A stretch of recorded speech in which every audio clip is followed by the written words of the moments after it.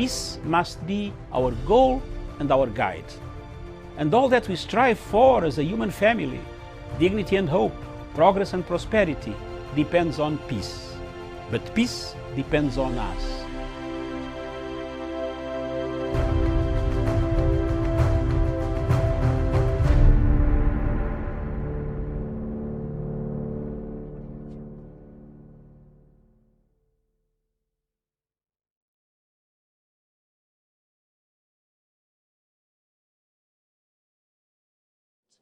We don't mind having and bearing sanctions banning us from Europe. We are not Europeans. We have not asked for any inch of Europe or any square inch of that territory.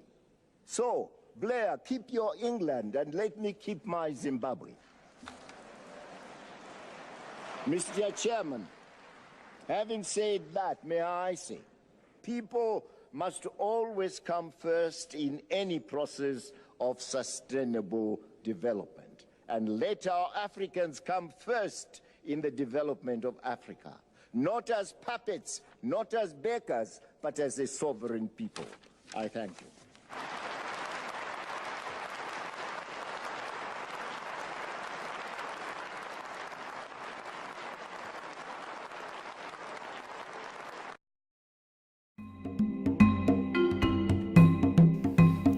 Fellow Africans,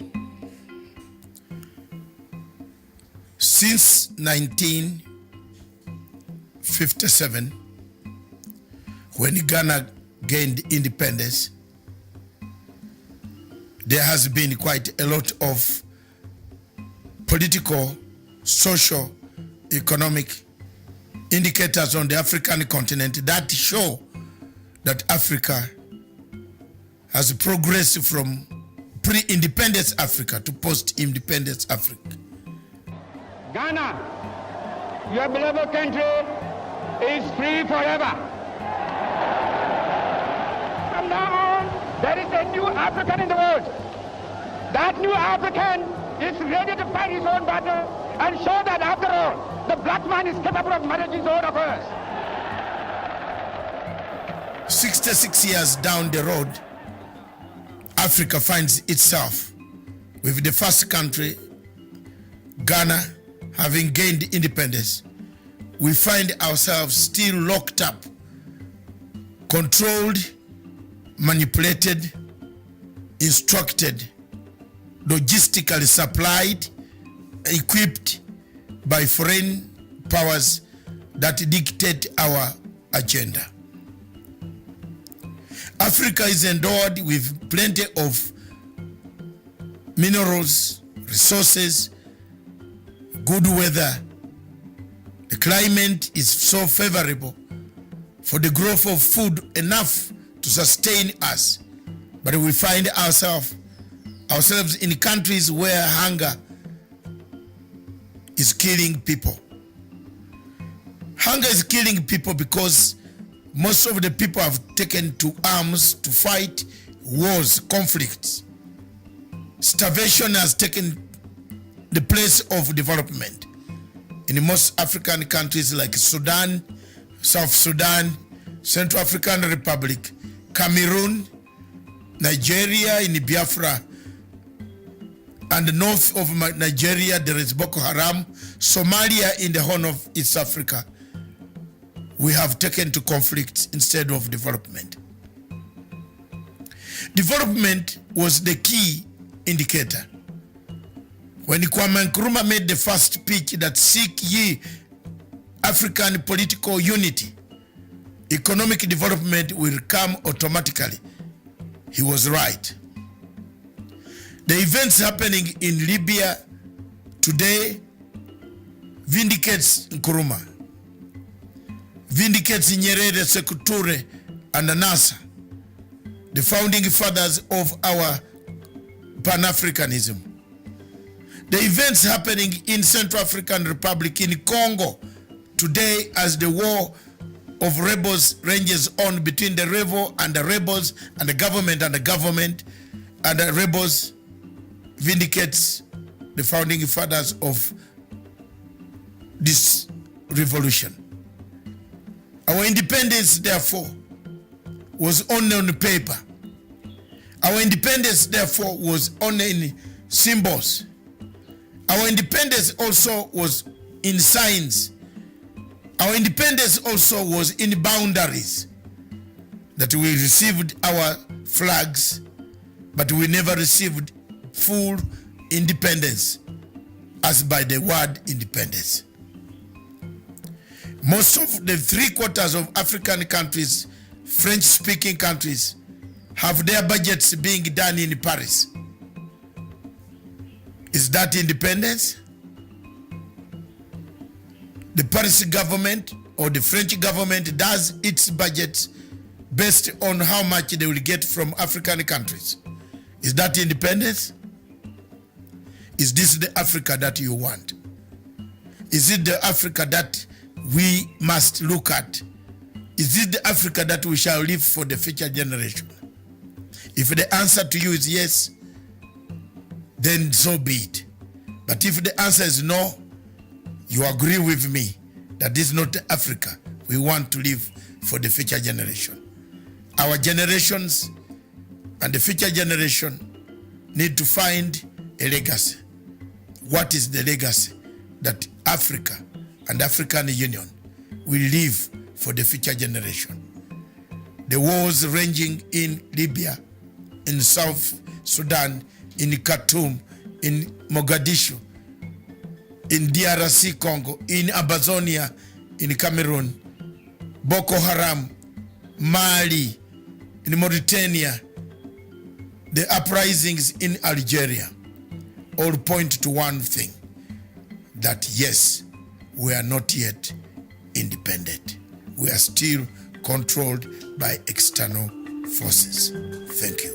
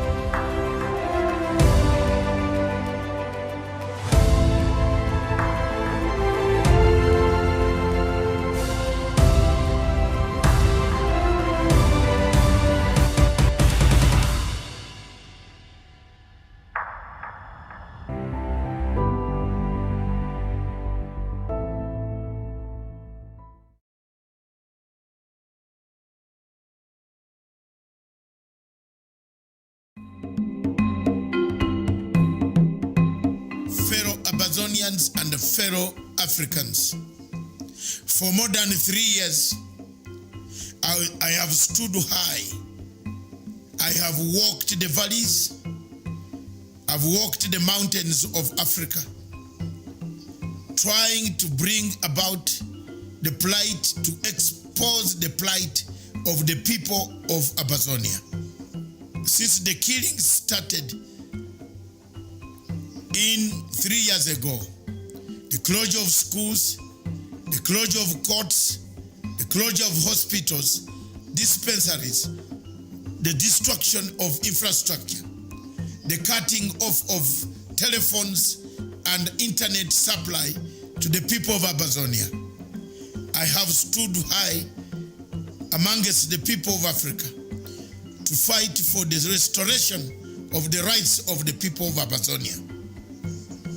Yesterday was yet another darker day for the imprisonment of 10 Amazonians who stood for peace, who talked for peace, who wanted to be heard, who wanted dialogue, and were ready to put dialogue down as a basis of discussion to bring about a peaceful end to the conflict of Amazonia in Cameroon.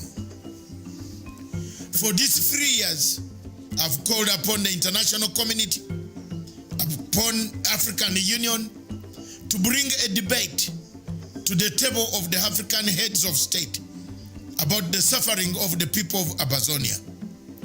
I have done it voluntarily, walked, traveled to African Union in summits, trying to fight for this debate to be brought on the agenda of African Union summits. I have petitioned the Secretary General of the Commonwealth, Baroness Scotland, my friend, in a letter that I dispatched to both the Commonwealth Office of Her Majesty the government in Britain and in the Commonwealth in the fight for the people of Abazonia. I've done my best. I've interviewed people on these television stations. I have done my best. I've interviewed the various leaders from SACU, from the others, TAPU. 7 of them have been on my television station. Mr. Kanga, all of them, most of them, and I will continue to do so, to interview most of them who will take part in the fight for the restoration of a state called Abazonia. I have not and I will not take any intimidation, neither will I succumb to any pressure from Paul Biya's cohorts and his surrogates who roam around the world distorting the facts about what is happening in Abazonia. I am not a Cameroonian, I am a Pan-African. A Pan-African who wants a peaceful Africa. An Africa cannot integrate when one part of Africa is being destroyed by a dictator called Paul Biya. It is impossible.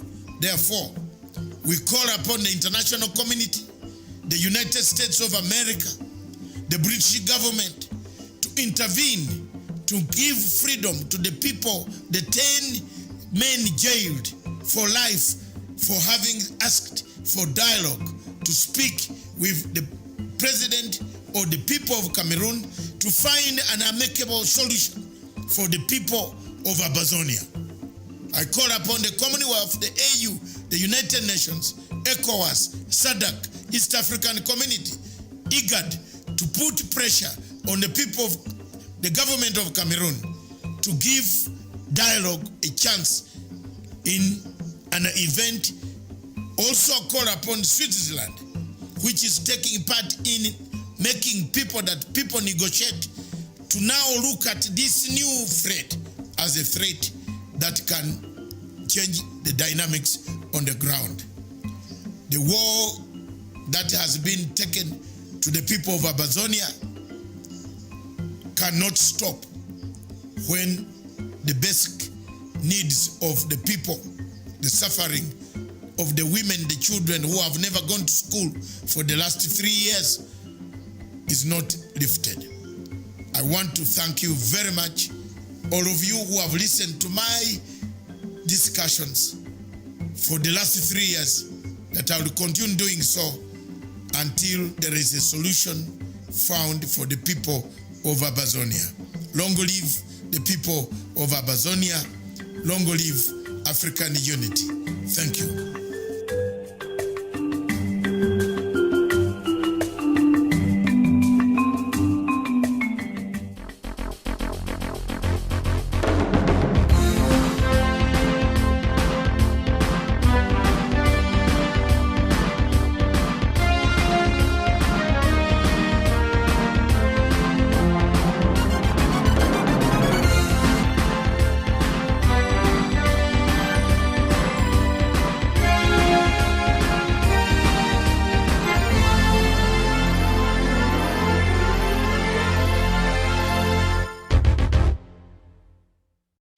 Good morning to you, and I hope you had a very good weekend. It is another day, Monday, start of the week, and we thank you so much for joining us today, 16th of September to be precise. And a lot happened in Africa over the weekend.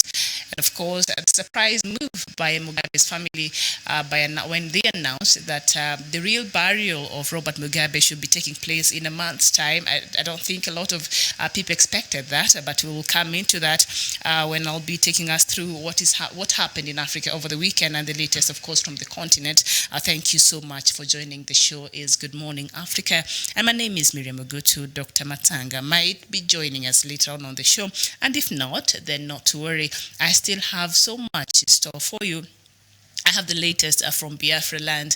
I have the latest from Cameroon, especially the Ambazonia region. I also have a latest in terms of the preparation for elections in Algeria and also in Tunisia, and also South Africa, what is happening there after the horrific attacks, that xenophobic attacks that happened, to other African nationalities in South Africa, and other news that have been making headlines in Zimbabwe, South Africa, DRC Congo, and indeed across Africa. And this, if at all there's anything else out there happening in the continent or that affects the continent and you'd want us to know about, please share with us, and I will share with the rest of our viewers. Thank you so much. But first off, let me just take us through very quickly in the daily newspapers here, the major daily newspapers here, and then just what is on the front pages, and then we'll get into the African news in a short bit. And so when you look at the Star newspaper, there it is. So there's a news that has been making headlines over the weekend, especially. There's a billionaire who was married to a Kenyan woman. The billionaire was a Dutch tycoon, and he was murdered, and his body was found inside a septic tank in the compound that they stayed with the wife. And the wife had reported this person, he had disappeared for 40 days. And so it is a murder puzzle that really has shook the country, and to the length that, people would go. There have been allegations or claims that the wife wanted, of course, half of the money, and the guy wanted to divorce this woman, and she said she will not leave without a fight. So it was a tussle, and a lot has really come up from this conversation. So I really don't want to get too much into it.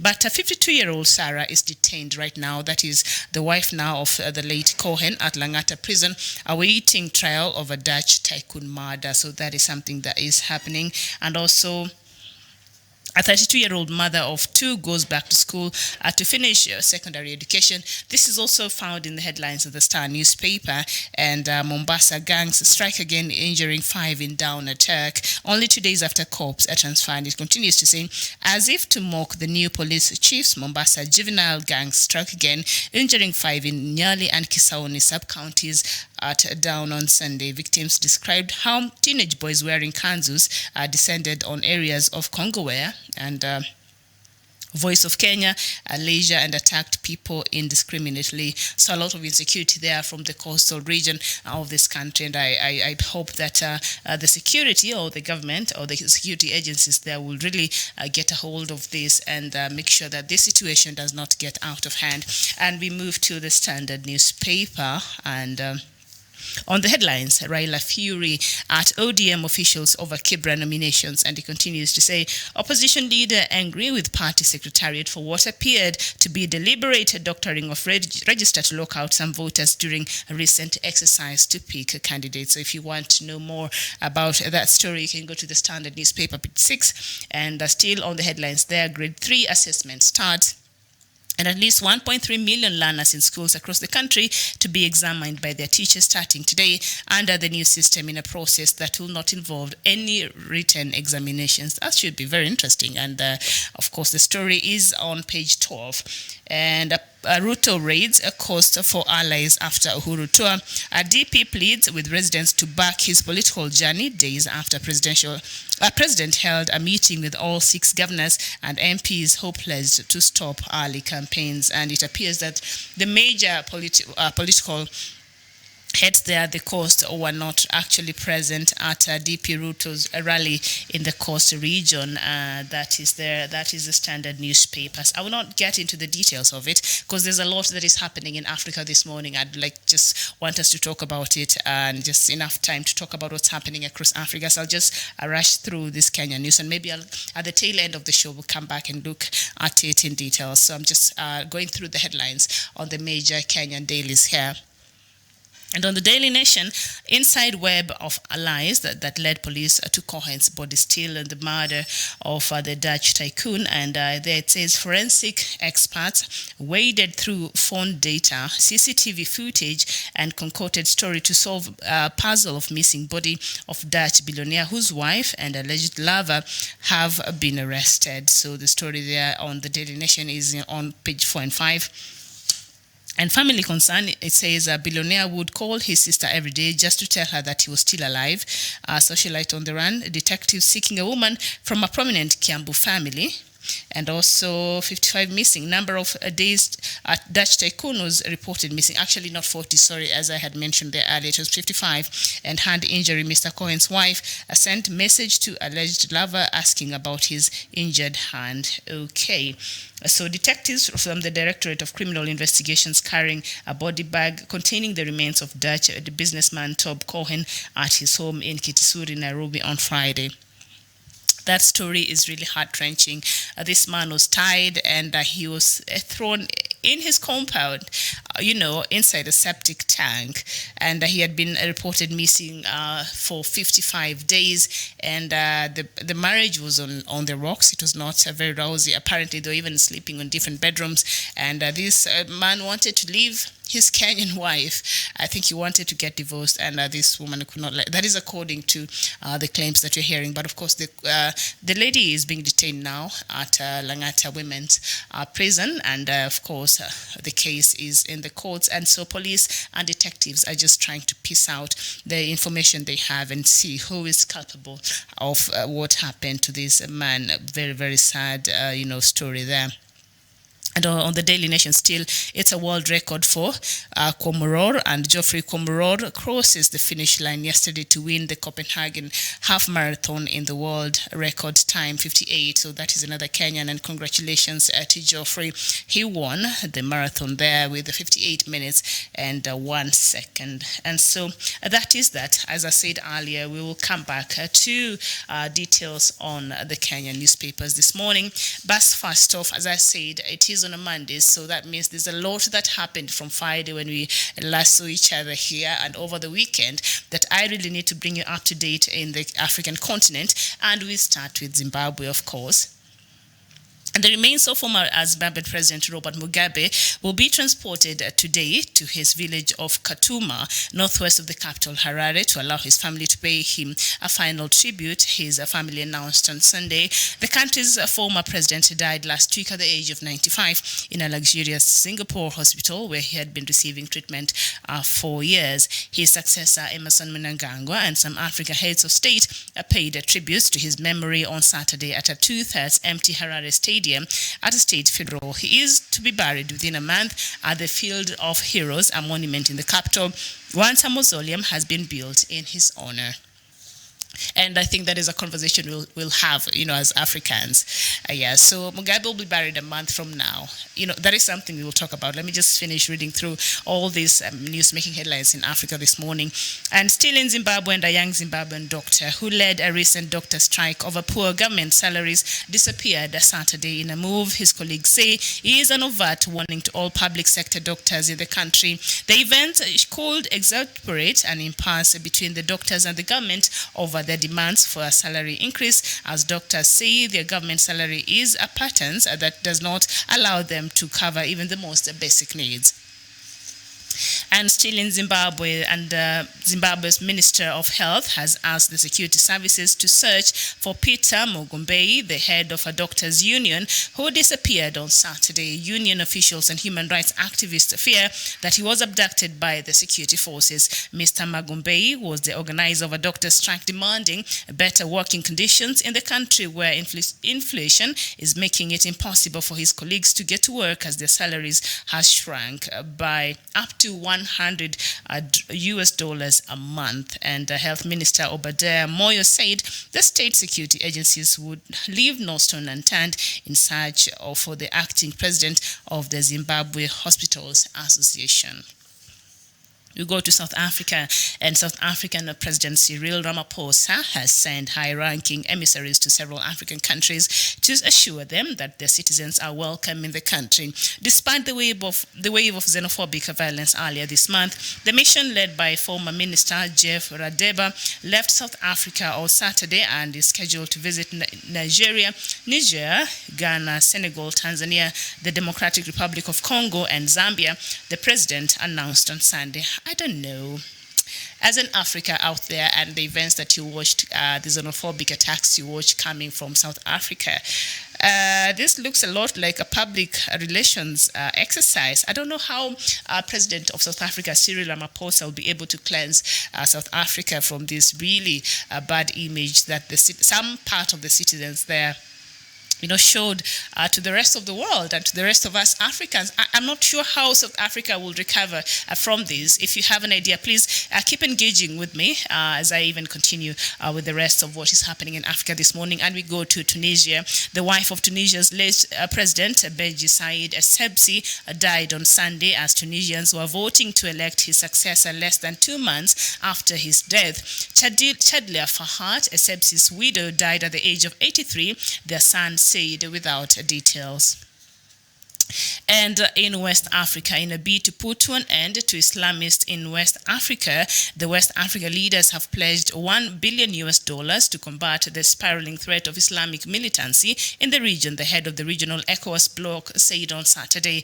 The pledge, which is to be funded from 2020 to 2024, was announced on Saturday at the end of the Economic Community Summit for West African States, ECOWAS, in Ouagadougou, Burkina Faso.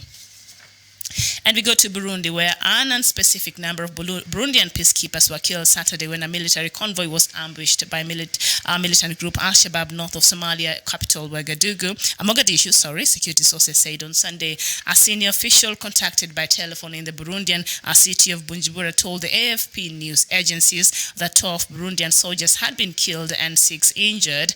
Al-Shabaab claimed responsibility for the attack in a statement, claiming to have killed 14 Burundian soldiers. And in Algeria, Algerians will hold a presidential election on 12th December. Interim President Abdelkader Ben Salah said in a televised speech on Sunday, despite demands by protesters to postpone a vote until more of the ruling elite quit office. Weekly mass demonstrations forced a veteran President Abdelaziz Bouteflika to resign in April, leaving Algeria in constitutional limbo and facing a standoff between protesters and the army-backed government.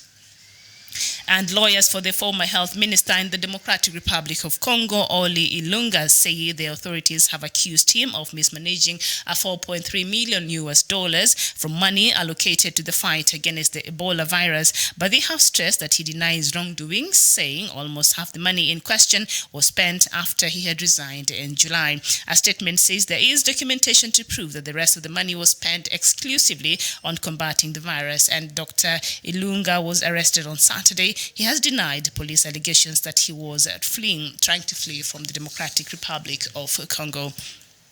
And now in Cameroon, and consultations have begun in Cameroon ahead of national dialogue ordered by President Paul Biya. Civil society groups and opposition political parties are calling for the unconditional release of Anglophone leaders and other political prisoners before discussions begin. Cameroon Prime Minister Joseph Dion Ngute began consultations with political party leaders, civil society activists, opinion leaders, traditional rulers, lawmakers, and clergy on September 11th, one day after President Paul Biya called for a national dialogue to solve the crisis rocking the country. In August, the Yaoundé military tribunal gave life sentences to Julius Ayuk Tabe, the leader of the separatist movement, and 9 others it said had been found guilty of secession, terrorism, and hostility against the state. And this is something I would like for us to talk about shortly. And we go to Biafra, where the indigenous people of Biafra, IPOB, has revealed that its leader, Mr. Nnamdi Kanu, will on Tuesday meet with officials of the United Nations in its Geneva, Switzerland office. A press release by the Media and Publicity Secretary of the group, Emma Powerful, stated that contrary to speculations that KANU would meet the officials during the General Assembly in Washington, it opted for a smaller gathering in Geneva to avoid infiltration by opposition elements, the statement added. And we go to the Central African Republic, where fighting between rival armed groups in the Central African Republic has left at least 23 people dead and scores wounded, according to the United Nations peacekeeping mission in the country. The clashes between Popular Front for Renaissance of the Central African Republic and the movement of Central African Freedom Fighters for Justice took place in Birao near the Sudanese border. And finally, Algerians will vote for the new president, as I have mentioned there, on 12th of December. So I will not repeat that news there, but thank you so much. So let's just talk about, do we start with Cameroon, do we start with Biafra, or do we go all the way and we talk about Robert Mugabe and the fact that his official burial has been postponed to in a month's time because the country needs to build him a mausoleum. I don't know what is your thought on that. And I was just online. There's some images that they're doing rounds in the social media about African leaders, especially the founding fathers. Well, Joseph Kabila Senior is not exactly a founding father, but also the son made sure that he was built a huge mausoleum there in his remembrance. But just across Africa, Kwame Nkrumah, I've seen one for leaders across Africa, and a lot of them founding fathers. And what really it has costed the taxpayer. I know it's good because their contribution, especially to Africa being liberated and being free. But at this point, I don't know, Zimbabwe, Robert Mugabe burial. Let's just talk about that and get that out of the way. And then we come back and talk about Cameroon and Biafra and other news that I have this morning. I don't know what is your thoughts on this because as I mentioned there earlier, the remains of former Zimbabwean President Robert Mugabe will be transported today. He's being taken to his village at Kutama, northwest of the capital Harare, to allow his family to pay him a final tribute. His family announced on Sunday. And, Robert Mugabe was very controversial when he was alive. And he's controversial even at his death now. And the guy is supposed to... the government had announced earlier that he was supposed to be buried on Sunday. But apparently they had not consulted with the family. So until Thursday, the family was saying, no, he's not going to be buried on Sunday because we have not agreed with that. And he's not going to be buried at the Heroes Acre because we had not agreed with that. And so President Mnangagwa had to go have a one-on-one conversation with the widow, Grace Mugabe, and for what appeared to be a cleanup because the government had blundered organizing someone's funeral arrangements without consulting with the family. And so Friday morning, of course, there was a concession, and the family and the government agreed that fine, he will be buried at the Heroes Acre, but the family decided we shall settle on the date. And so we were hoping, that mentioned earlier that he should be buried between Monday and Tuesday, but now from yesterday, we're being told Mugabe will be buried in a month's time because they need to build him a mausoleum that is fit for a founding father of the nation. I don't know what your thoughts are on this. Africans, I don't know. Should they have just buried him, or I don't know. Will it have lost its pomp? Because when he arrived, even when he was being viewed at the stadium on Thursday and also on Friday, a lot of Zimbabweans turned out to view and pay their last respect. But when you're watching the proceedings of the funeral yesterday at the stadium, it was nearly empty, and 3/4 of the stadium, from what I was seeing, was actually empty. I don't know. Maybe are they stretching this way too far?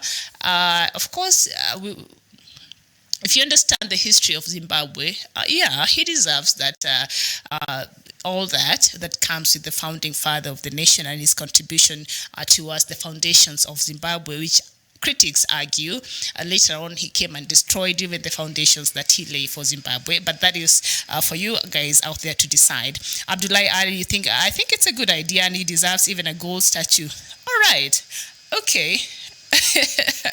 Paul Kagio saying sending envoy to African countries in a productive move. South Africa government must do a lot of work. Videos and images aired was horrible and heartbreaking. And we will come and we will talk about South Africa and the damage control I think Mr. Cyril Ramaphosa is trying to do there. So now he's trying to send government officials across all these African countries. I've not seen him send one to Kenya because I'm told 2 Kenyans lost everything there in South Africa and other nationalities across Africa. So he needs a couple of these, ambassadors of peace, I presume, or this damage control team to really go to these African countries and explain to them this madness of South Africans who. You know what? I was watching a speech by Julius Malema, and when you're listening to Julius Malema and you're thinking Julius Malema is actually making sense, then you know things are really serious. And he was making a lot of sense when he was, commenting on the recent xenophobic attacks when they had sort of a memorial service for Robert Mugabe there in South Africa. That was on Friday, I believe, with his party, the Economic Freedom Fighters. So with a Mugabe statue there, which I thought was a bit off, but they were there, they were having a memorial, and they were saying, Zimbabwe and South Africa, or South Africa with any African countries, we cannot be foreigners, we're just neighbors. It's the same way if you don't have salt and it's in the middle of the night, you can't go buying, and if your neighbor is still awake, you could go borrow for a spoon or something. So he was saying this madness has to stop. And something else also he brought up that was very interesting. When white people come to South Africa, or another race, let me not say white people, but other races come to South Africa and start up jobs and employ South Africans, they don't complain. But when these other Africans go to South Africa, start up businesses and employ them, it is a problem. So he was wondering, a black man, who really bewitched you? It's a very interesting speech he gave there. And as I mentioned there, when Julius Malema, you listen to him and you feel as though he's making sense, then we know something serious is on the offing there. So you could go look for the speech he's made on Friday and his comments on xenophobia. And he said, Africans really, you're fighting the wrong people. You're fighting the wrong people.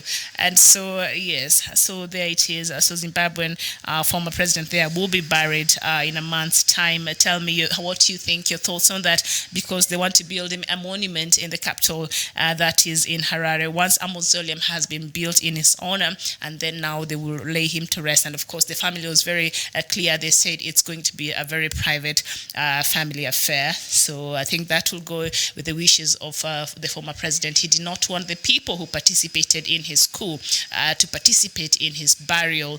And he had said he did not even want them to participate in his funeral arrangements. But, well, Mnangagwa will be considered one of those people, but he's the head of state, so he had to be there, I guess. And so that is that. So let's just talk about Cameroon and Biafra. So consultations right now have begun in Cameroon, and ahead of national dialogue ordered by President Paul Biya, civil society groups and opposition political parties are calling for the unconditional release of Anglophone separatist leaders and other political prisoners before discussions begin. And I think I said this on Friday because President Paul Biya, was it on Tuesday or when is it? Remind me, when he came out and he gave out this speech and he said now he wants a dialogue. I remember a lot of even the world leaders, even people across section, and even especially the church in Cameroon have been very vocal, and they have been saying the only way to find a lasting solution to this and maybe a way forward between what has been happening in Cameroon, the Francophone region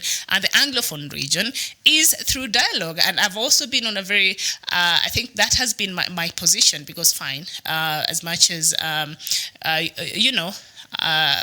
the Ambazonia, they want to be independent, but there has to be a structure and a formula in which, even if this Ambazonians separate, there has to be, because you share a border, you don't want to share a border with an enemy. The same way South Sudan seceded from Sudan, but they are still in working relations. And we can see now, even Sudan is the one that is spearheading the peace process in South Sudan. After South Sudanese got their independence in 2011, in 2013, a civil war broke out, and that country has never been the same again, just 2 years after seceding.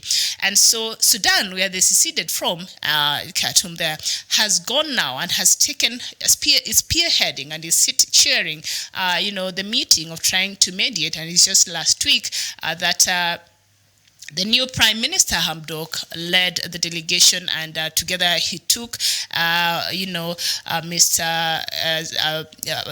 Riek Machar to Juba and them to have talks. So because Sudan understands, as much as these people seceded from our country, we must work together. We must have a working relation, because they are still benefiting from each other in terms of resources that they still share and things like that. And so a dialogue happened. So they're still in talks. The relationship is fragile, but they're working on it. You can see, because they understand the importance of dialogue between Sudan and South Sudan, even though South Sudan seceded from Sudan. So having said that, dialogue cannot be, the talks for even Ambazonia to secede from the larger Cameroon.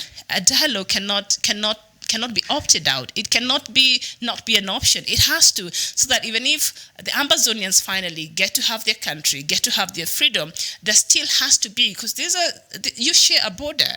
You've been part of this country for so long, so there cannot be a way out, and then they're on your own, and you don't want to have a frosty relationship between you and your neighboring country, or with your neighbor. Ask Uganda and Rwanda what that problem that was causing some chaos in the border did, and how much it affected the nationalities of these two countries and the businesses, people, and the people who in other countries that depends on this border and able to carry out their businesses, or even to travel. So it is a very delicate balance. But I have always believed that dialogue has got to be at the center of it all. If at all, this thing has to even develop and move forward, and this happens. And so President Paul Biya, anything Biya says, normally I take it with a pinch of salt, because I wonder, does he really mean what he says? When you know, and from what I understand, he's been receiving a lot of pressure, especially from the international bodies. And after, the life sentencing of the Ambazonia leaders, I think, although the West was not very vocal about it, but perhaps they have been having private conversations with officials of his government, or maybe with Paul Biya himself, and there has been pressure that has been put on him. I think somebody like French, because when Maurice Kamto's his trial that has been postponed several times now, the official leader, opposition leader there in Cameroon, after he saw that the Ambazonia leaders were slapped with a life sentence, he's like, no, we need French people. Actually, he has French, his lawyers are French, because he's being tried in Yaoundé, which is, they speak French. So he said to his lawyer, you know what, through his lawyers, we need to get France to come in here and intervene. Otherwise, I don't know what my fate will be. And so it just... It's a very dicey situation there in Cameroon. But what I was thinking, and what I was arguing, my argument last week was, Paul Biya is calling for dialogue. And he's calling for dialogue with whom? Who does he want to talk to? When the people he's supposed to be talking to, he already jailed, gave a life sentence. And I was proposing, for just a gesture of goodwill, and really that he means what he's saying, then the first thing he should do is release the Ambazonia leaders. That is Ayub Tabe, together with 9 other leaders. Julius Ayuk Tabe, together with other Ambazonia leaders that were slapped with the life sentence. He should first release them. Then after that, then perhaps the Ambazonians, who I believe as could be skeptical as I am. I don't know. I don't know if you think Paul Biya means this peace truce and this reaching out and this white flag that he's waving towards the Ambazonians. I don't know if you trust his motives. But if he was really to appear as if he means well and he means business and he's really interested in finding a solution in the Ambazonia region, then it will be very, very appropriate for him to release the Ambazonia leaders that he's been jailing. Others he's been jailing arbitrarily. People have been arrested for over a year, others a couple of years. They have been in jail without trial. Nobody's telling you nothing. You're not allowed to speak to your lawyers. First of all, if the people they're sending there are speaking a language you don't even understand, why would that not cause a protest in a prison like we saw in the two protests we saw in a Yaoundé prison and also in another prison in parts of Amazonia? So as one of our viewers here, you're saying the dialogue is fake. Yeah, so I think if Mr. Biya really means well and really is interested in this dialogue, because from the past, he's made it very clear that he is willing to talk about anything else with the Amazonians, but the talk should not include secession. And we also know very well that the Amazonians, while they want to talk, secession is their number one priority, is the first on top of their agenda. So they have been, speaking very differently. So Amazonia has made it very clear, all we want is a country, so let's find a way of doing that, perhaps in a peaceful way.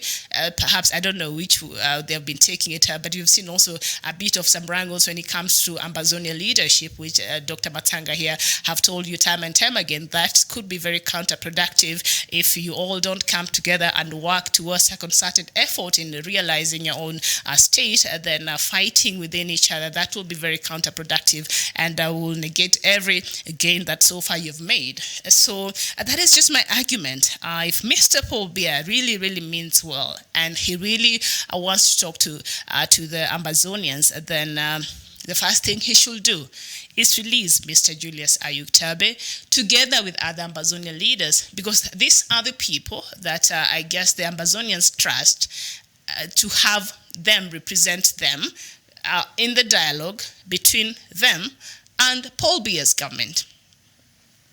Yeah, because he cannot now extend an olive branch, as he wants to make it appear, and offer a peace deal or whatever it is that he's trying to do there. And yet he has gone and sentenced these people, and especially the manner in which this sentencing took place. In the wee hours of the morning, which court works at that time? That's illegal. And secondly, these were civilians. Why were they being tried in a martial court, in a military court? It is outside of anything that we've seen in this world, but it can only happen in places like, Cameroon, there in Amazonia. So I think we still need to speak up in what is happening there in Cameroon. And I don't know if you're an Amazonian and you're watching me out there, I don't know what would be your thoughts on this. Do you think that Paul Biya's, message of wanting a national dialogue is actually genuine? Do you think he means it? And if so, what do you think he can do that can give you confidence that indeed he means well and he is interested in dialogue, having in mind that he has said in the past he is not interested in any secession dialogue?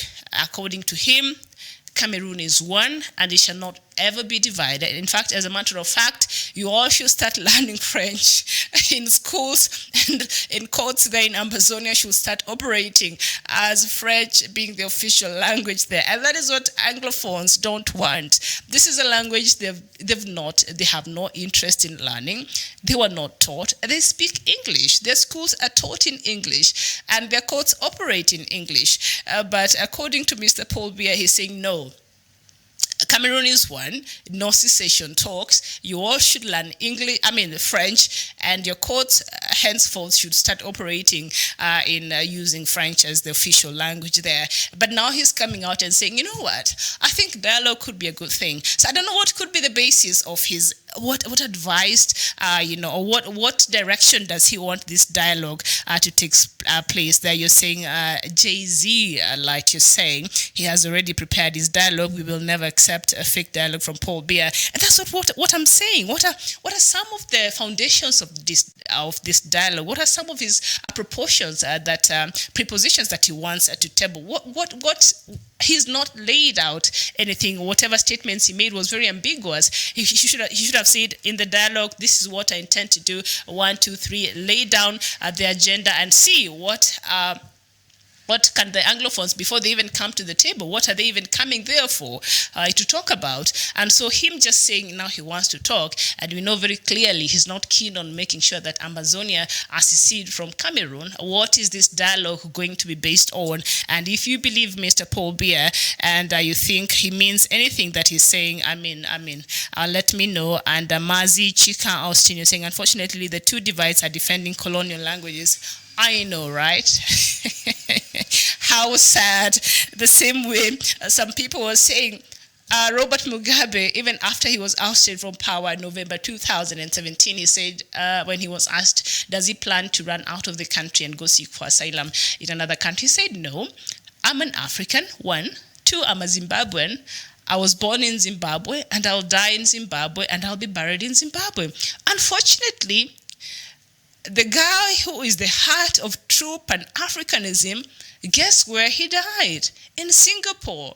What an irony. So, and people, that must have disappointed him as the Pan-Africanist that he was, or he was known to be, because he was known to be a huge Africa defender, and the only leader I know in Africa who could tell of the colonist or the imperialist power without even blinking his eye. I was watching an interview he was doing with Amanpour of CNN. I have a lot of respect for her, but after watching that interview, and he was insisting, why are you taking the lands from Zimbabweans?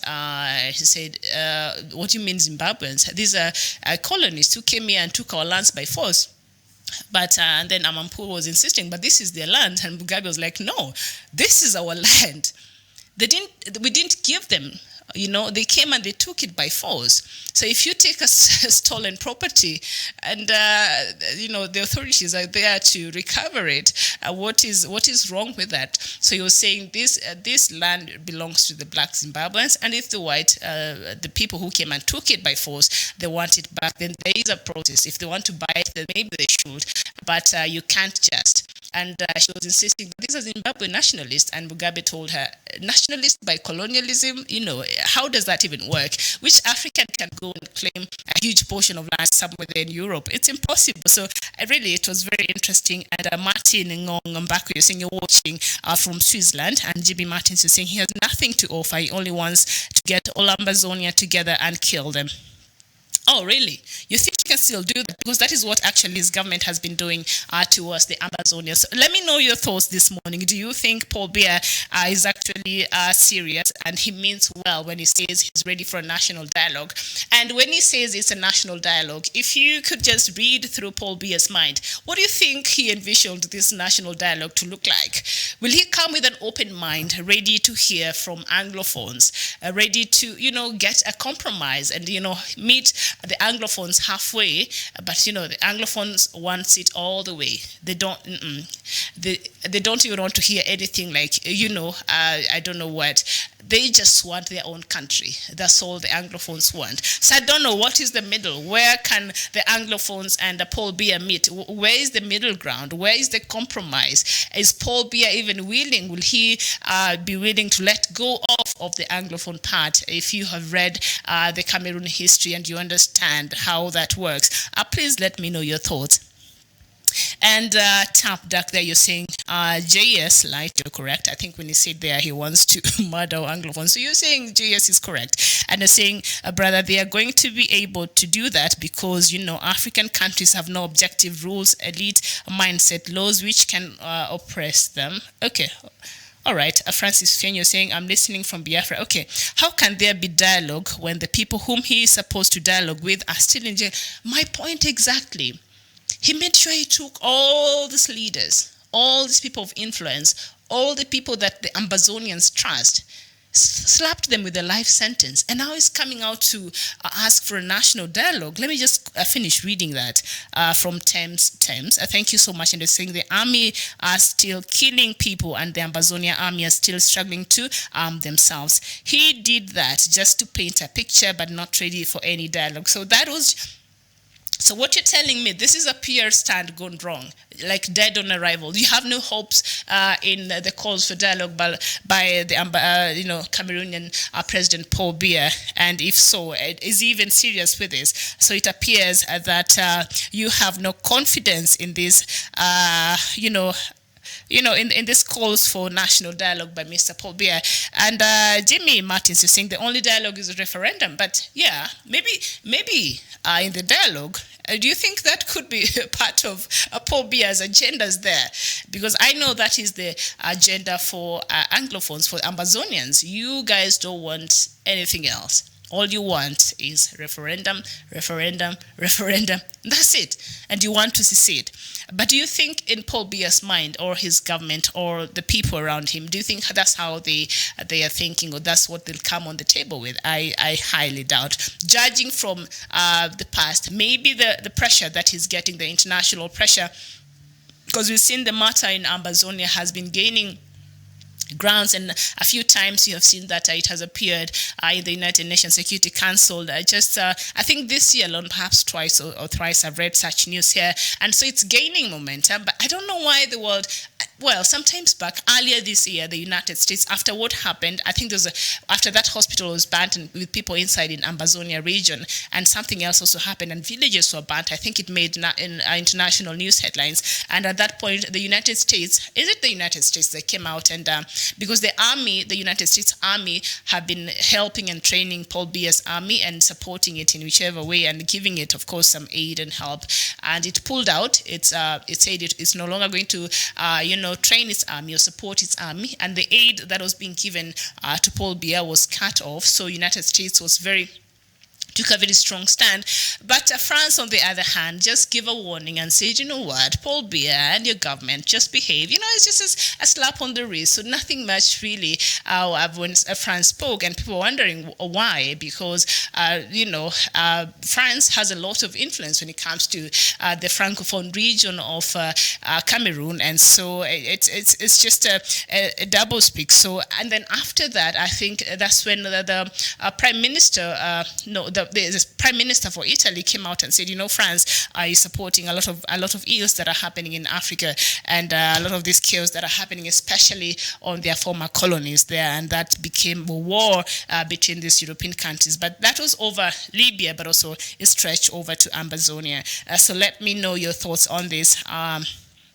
Mr. Paul Biya is ready, and he said this dialogue is supposed to be taking place by the end of this month. It's supposed to be starting, and he's calling it a national dialogue. And from last week, I think even the church there in Cameroon welcomed this dialogue. The different players there in Cameroon welcomed this dialogue. But this dialogue, what is the agenda?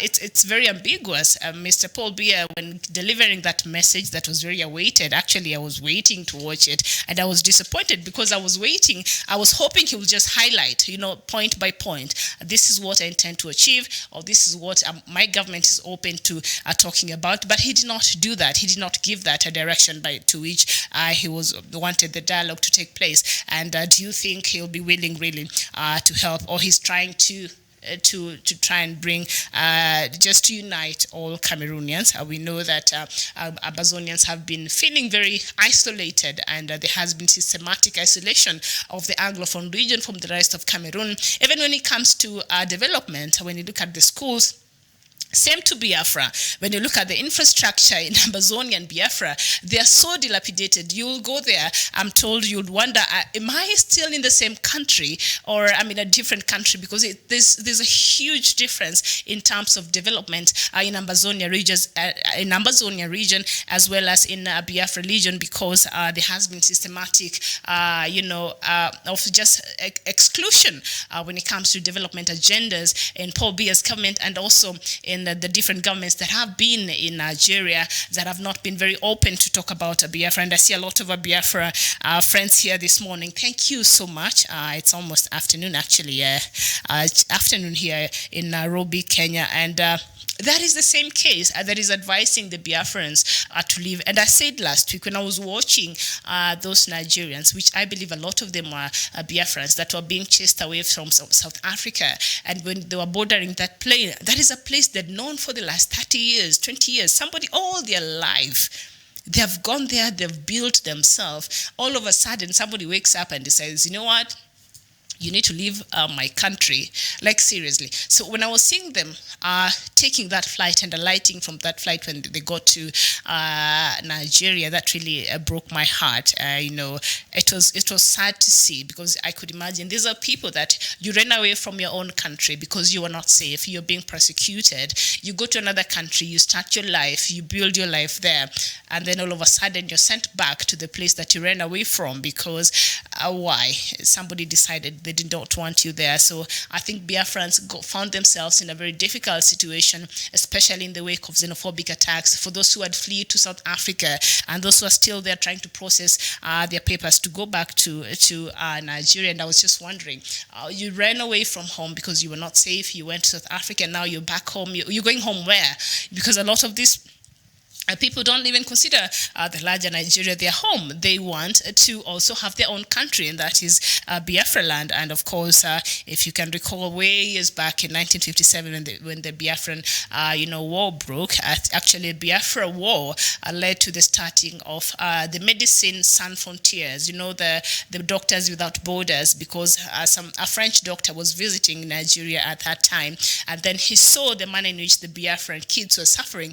At that time, the government of Nigeria had blocked any kind of help to come to Biafra, any food, any medication, nothing was coming to the Biafra part of Nigeria. And so it was terrible. He saw the situation, and as a human being, he went back to France. He organized with other doctors, and they came back to Biafra to treat and to bring help to the people of Biafra. So that is how Medicine Sans Frontières started, the Doctors Without Borders. That was the start, the beginning of that organization that right now has gained an international popularity and doing good in and serving humanity across the world. So it has been terrible even in Biafra as we speak. And over the weekend, of course, the leader, Nnamdi Kanu, said that tomorrow, that is on Tuesday, and please, I want you, Biafrans, to really keep in touch with this and try to look for information about this, because Nnamdi Kanu is meant to be meeting with some United Nations officials tomorrow in Geneva. He said he does not, because there's a meeting that is happening, I think, in New York every September. There's a meeting that happens in the United Nations where, as I was watching a speech by Mugabe, and he was saying every year in September we go to the United Nations as Africans, all 54 states of us who are party to that, who have ratified the United Nations, and we're part of that. And we sit there, we make observations, we give some suggestions, but we are never taken seriously.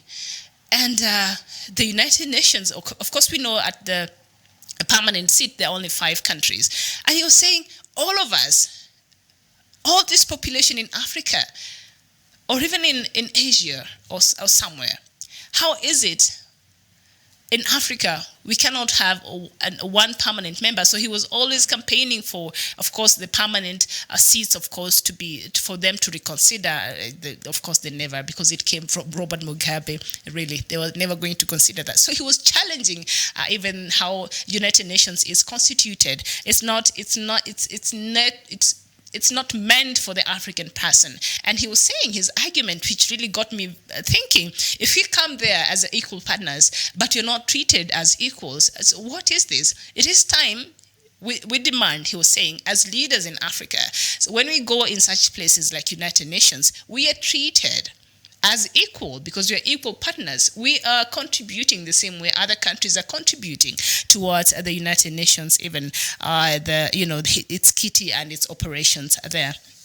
So now back to our story, and of course the leader of indigenous people of Biafra, that is Mr. Nnamdi Kanu, tomorrow. And Biafrans, I want you to get what Mr. Nnamdi Kanu will be saying tomorrow. He's meeting with officials of the United Nations in Geneva, Switzerland, and he said that the meeting, of course, the press release was released by Mr. Emma Powerful Wood, who is the publicity secretary, and I think he runs the Biafra radio station there. I listened to it one time online, and it is a powerful tool in Biafra land, and it is the only thing that Biafrans actually listen and brings them hope. And of course, he has been intimidated by the Nigerian government at time and time, and I can't even tell you, but I think he believes in the call for Biafra to secede. So I think there's nothing that will deter him from that. So he happens to be the public secretary for Biafra, and he said that, stated that contrary to speculations that KANU would meet the officials during the General Assembly, which is supposed to be happening in Washington, which is the headquarters for UN, of course, in New York, in Washington, but he will not meet there because a lot of things will be happening there. So he opted for a smaller gathering in Geneva to avoid infiltration by opposition elements. So Mr. KANU believes that there are some people perhaps from the Nigerian government who, of course, will be attending the United Nations General Assembly meeting in Washington there. And so he said that might not have been the right platform for him to come there and have the talks or to make his case on behalf of Biafrans. So he said he wants to meet with the UN officials in Geneva privately. There he can talk freely and express, what on behalf of Biafrans, what they really want. And this is a dream that I believe one day will come true, because when I read from Biafrans, when I look at Biafrans, when I see even forums by different Biafran groups, I think you guys are convicted. And I think whatever is happening and the oppression that a lot of you people face back home only empowers you and sort of fuels you to fight another day. And so there you go. So Mr. KANU is seeking for a meeting with some UN officials. I don't know if they'll be able to listen. Considering how the United Nations is constituted, I don't know how they solve this, how they look at some of these issues, especially when it comes to Africans. This how they look at our issues. It's not really that important. And I think that worries me sometimes, because there are a lot of things that are happening in the continent, but a few, they decide to come and intervene, and a few, they just decide to just sit on the fence and, leave us to the African Union, which by now we already know does not even serve our interest. So let's see if these talks that Nnamdi Kanu is seeking to have with the United Nations officials there in Geneva, Switzerland, will bear some fruits. But of course, Biafrans also have made it very clear they want nothing less. All they want is to have their own country. And when we are here having conversations with you saying, that is our call, and you've seen your dedication towards, realizing, the Biafra country one day. Aku Abata, you're saying, I was shot by Nigerian useless army on the 14th September. What happened? What did you do? And Mika TJ Ben, you're saying we want Biafra and nothing more. All right. Jimmy Martins, you're saying Biafra is already here. And your Fiok Edit, you're saying God will bless you. All right. Thank you too, and God will bless you too. Ogebe Omoto Chan, you're saying good morning, Miriam. Good morning to you. Actually, it is a good afternoon here, 7 minutes past midday, Nairobi time, Kenya time here, or East Africa time. Thank you so much for joining. Ekwembili Emmanuel Adate, you're saying Biafra is our home. And yes, Aqua Butter, you're saying God bless Biafra. And Jimmy there, Martins, you said he killed Amazonians because they are asking for freedom. Now he wants a dialogue, and without freedom, I don't know, very oxymoronic. He wants a dialogue, but without freedom. How would that even work? Please help me understand this, our leaders we have across Africa.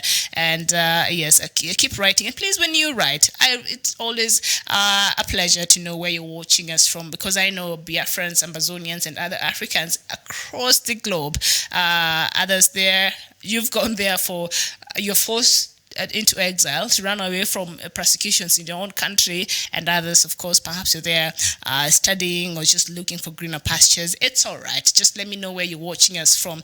It is an afternoon here, and a good morning to you, good evening, depending on where you're watching us from, because I believe that we have a few members here, one of our viewers here who watches us from Australia. I must have seen the names there, sending us a shout out. Cornel Barak, you saying we stand for Biafra. Biafra is our hope. So, As I said there, Nnamdi Kanu is planning, of course, the leader of indigenous people of Biafra. He is your leader, IPOB leader, and is planning to meet with some officials of the United Nations in Geneva, Switzerland. And he said, because initially he had planned to go meet with them in the United Nations Security, the headquarters in New York there. And so he said he cannot meet with them there. Initially, he wanted to meet them in Washington. He said if he goes there, then there's a possibility that some elements from the Nigerian government might go there and, perhaps mess up the meeting, infiltrate, if I would use his words, or the words of his publicity secretary, Mr. Emma Powerful. He said that. So with that, Mr. Kanu said, you know what, I'll just have a meeting with these officials in the United Nations in Geneva, Switzerland, so that he can talk to them about the plight of Biafrans. And if you have been watching any news coming from Biafran land, it has not been as good. The same way as in Amazonia, I hear the infrastructure. I wish, I don't know if there's some Biafrans at home, they could even take some photos and share with us the state of affairs there when it comes to development and when it comes to even the state of infrastructure there, the schools, the hospitals. How are they in Biafra land compared to the larger Nigeria? Because I know this things they are very dilapidated, the government, the same way as Amazonia. And so this is what I've been asking now. You don't want to give people what you want. You're denying them their basic right to education. The children in Amazonia have not been to school now for nearly 4 years.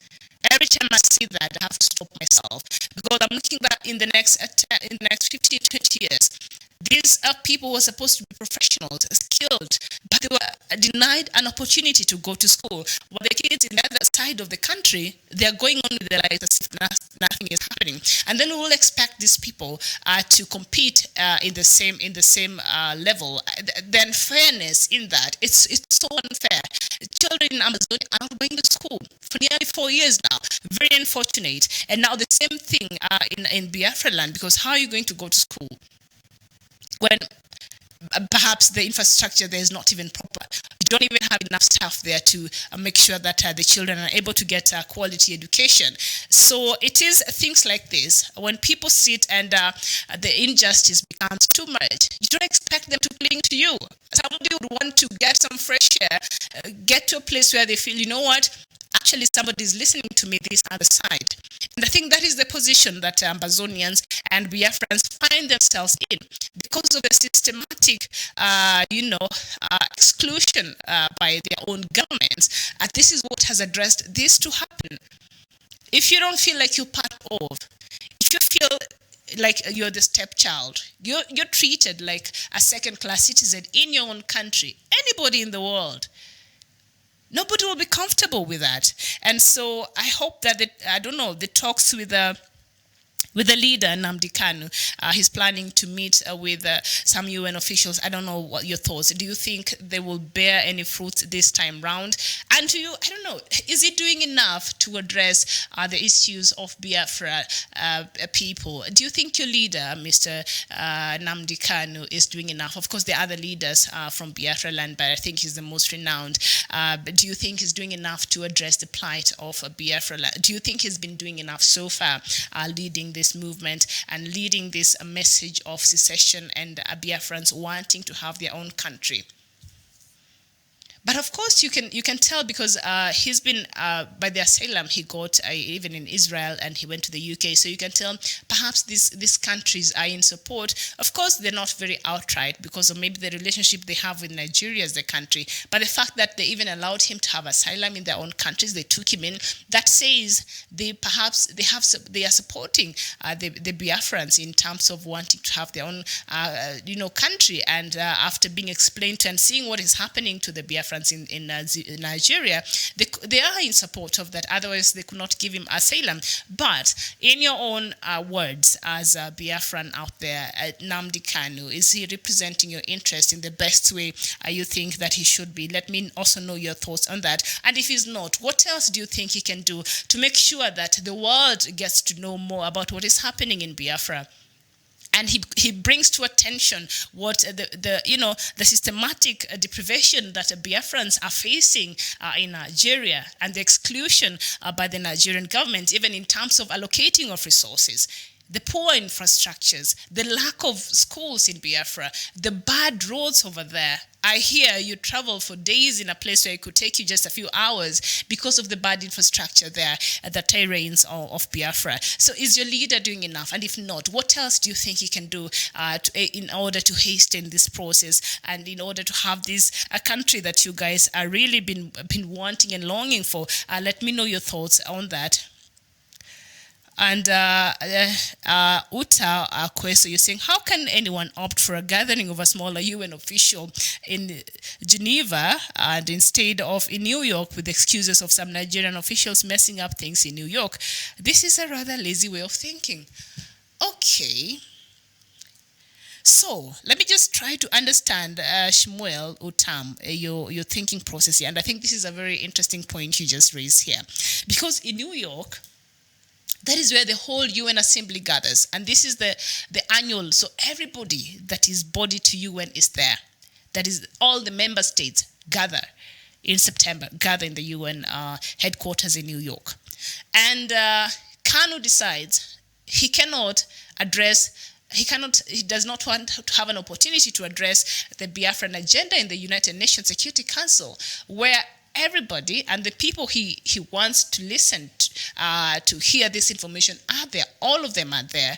And instead he opts for a smaller gathering, a few officials in Geneva, Switzerland. So you're saying this is very counterproductive and sort of a lazy way of thinking.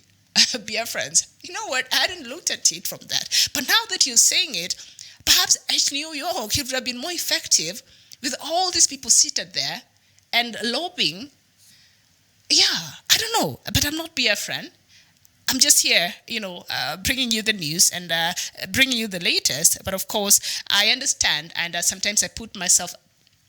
I cannot fully get what you guys are going through there, but as a human being, I empathize with you and your conditions there in Biafra land, in Cameroon, and of course in South Sudan, we cannot forget. And your leaders, but now they say they're committed to meeting the peace deal. The deadline, of course, is in November, and they say they're committed to meeting the November deadline. So we are watching them very, very keenly. That is in South Sudan, and we will talk about that later. But yeah, this point that Shmuel Utam Akwesu, thank you so much for this very thought-provoking comment here you just wrote here. And you're saying, what is the point? Mr. Kanu saying he does not want to speak about Biafra in New York because he thought there's some elements who would infiltrate the conversation. But then in New York is where everybody is seated, Even the United Nations Security, Secretary, everybody is there in New York. But instead, he opted to go for a smaller.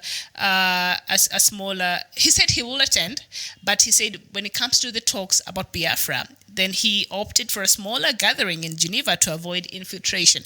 And that is according to the publicity secretary of the group, Emma Powerful. So is this move by Mr. Nnamdi Kanu, the leader of indigenous people of Biafra, counterproductive? Was it a wise move now that Mr. Shmuel has brought it up? Do you think this will work in serving the interests of Biafra lands and in agitating for what Biafrans have been wanting, and that is to have their own, country there called Biafra land?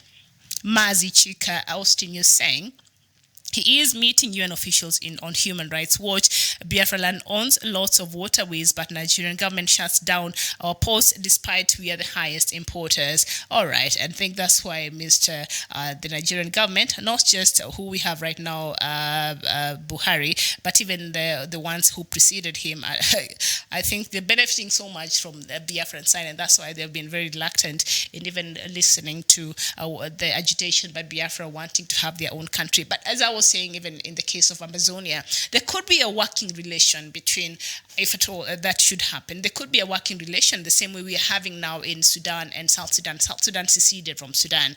And Sudan now, their former country, they are the ones spearheading in mediation talks that, after South Sudanese were given their country, they decided, you know what, we're going to fight each other now. And they've been killing each other there. And they have leaders who are very selfish, very egocentric and very maniac. The only people they think about is themselves, and they've never brought into consideration the interest of people of South Sudan. Otherwise, this madness would have stopped long time ago. But Sudan realizes that for it to be stable and for it to be okay, they still share a lot, even in terms of our geopolitical landscape, even in terms of business and the oil that they're sharing. So they have to make sure that Juba has to be working for Khartoum to be safe. So their former country is spearheading the talks. And that is what I was saying, even in Ambazonia. I mean, they could separate, and Paul Biya and the Ambazonians could find a working relationship.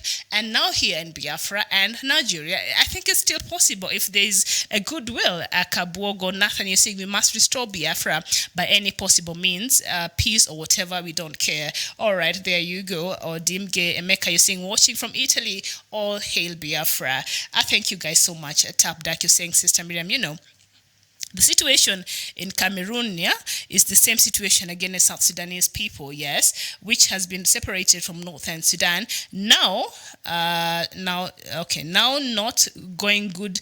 Now, as you know, what's going on with South Sudanese people now? I think we African people are not learning from our mistakes, and how can we use as tools of development of Western world. I'm trying to just understand in a nutshell, and I think you were regretting there of what the current situation in South Sudan, and I think it's a very good point of reference, because after South Sudan were able to give their own independence, as a Kenyan, I was very happy. Finally, all these young men and women of South Sudanese across the world who are refugees in other countries, not by choice, now can be able to come back home and be productive and build their own economy and build their own country. And then guess what? The civil war erupted in 2013, just 2 years after gaining independence. So you're saying it's very sad there that Africans don't learn from mistakes, even from other countries. So I'm just hoping people from Biafra and also people from Ambazonia, you can learn from a country like South Sudan, who right now, I think latest development is encouraging. And I'm just praying that when it comes to November, there will not be any stories outside of forming a unity government and Riek Machar returning to Juba permanently, and for them to form a country and for perhaps elections to happen in a year or so. I don't know if that was part of the peace talks, but I think it should happen. And Ogebe Omoto Chan, you're saying let Biafra go for referendum, and otherwise nothing will be good for Biafra. And you're saying you're watching from Germany. Hey, guten Tag. I think it's still morning there. No, guten Morgen. It's still morning there. Guten Tag is good afternoon. Chelsea, Marsh, and Benedict, you're saying Biafra and Amazonia are the new nation in Africa that will soon emerge. Biafra is my last hope. You're watching from Germany. All right. Guten Morgen to you too, Chelsea Marshall, Benedict there. Uche Chinebdu, you're saying Biafra is our hope. And James Chima, you're saying yes, so to what? I think you're agreeing with what point? Uche, or the point that, your leader, Nnamdi Kanu, decided, you know what, I will not address the Biafra plight in front of the whole of UN Assembly, the annual meeting in, of course, New York there, and he decided he'll want to speak to a smaller number of officials in Geneva, Switzerland. Was that counterproductive? Was that a very wise move by Mr. Nnamdi Kanu? Let me know your thoughts on that. And Kubada Ike, you're saying no one like Nnamdi Kanu when it comes to Biafra, and God Almighty is with him. All right, thank you. I think you agree by what he did. And Frank White, Igboko, you're saying all we are saying is give us Biafra. And Francis Chuku, you're saying yes, so to what? You're agreeing with what? And William Ash and Sean, you're saying yes. He is representing Biafran's interest. We love him. All right, good. So you're agreeing that he's representing your interest very well.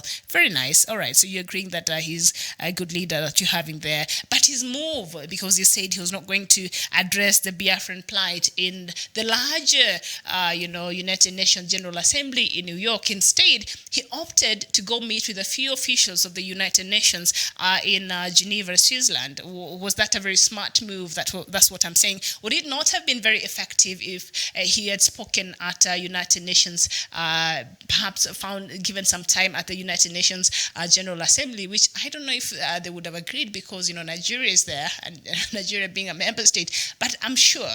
So he opted to go speak, with a smaller number of, United Nations officials in Geneva, Switzerland, because he feared that in the United States, there could be some infiltration by some opposition elements. By opposition, I think in this case, he means the government.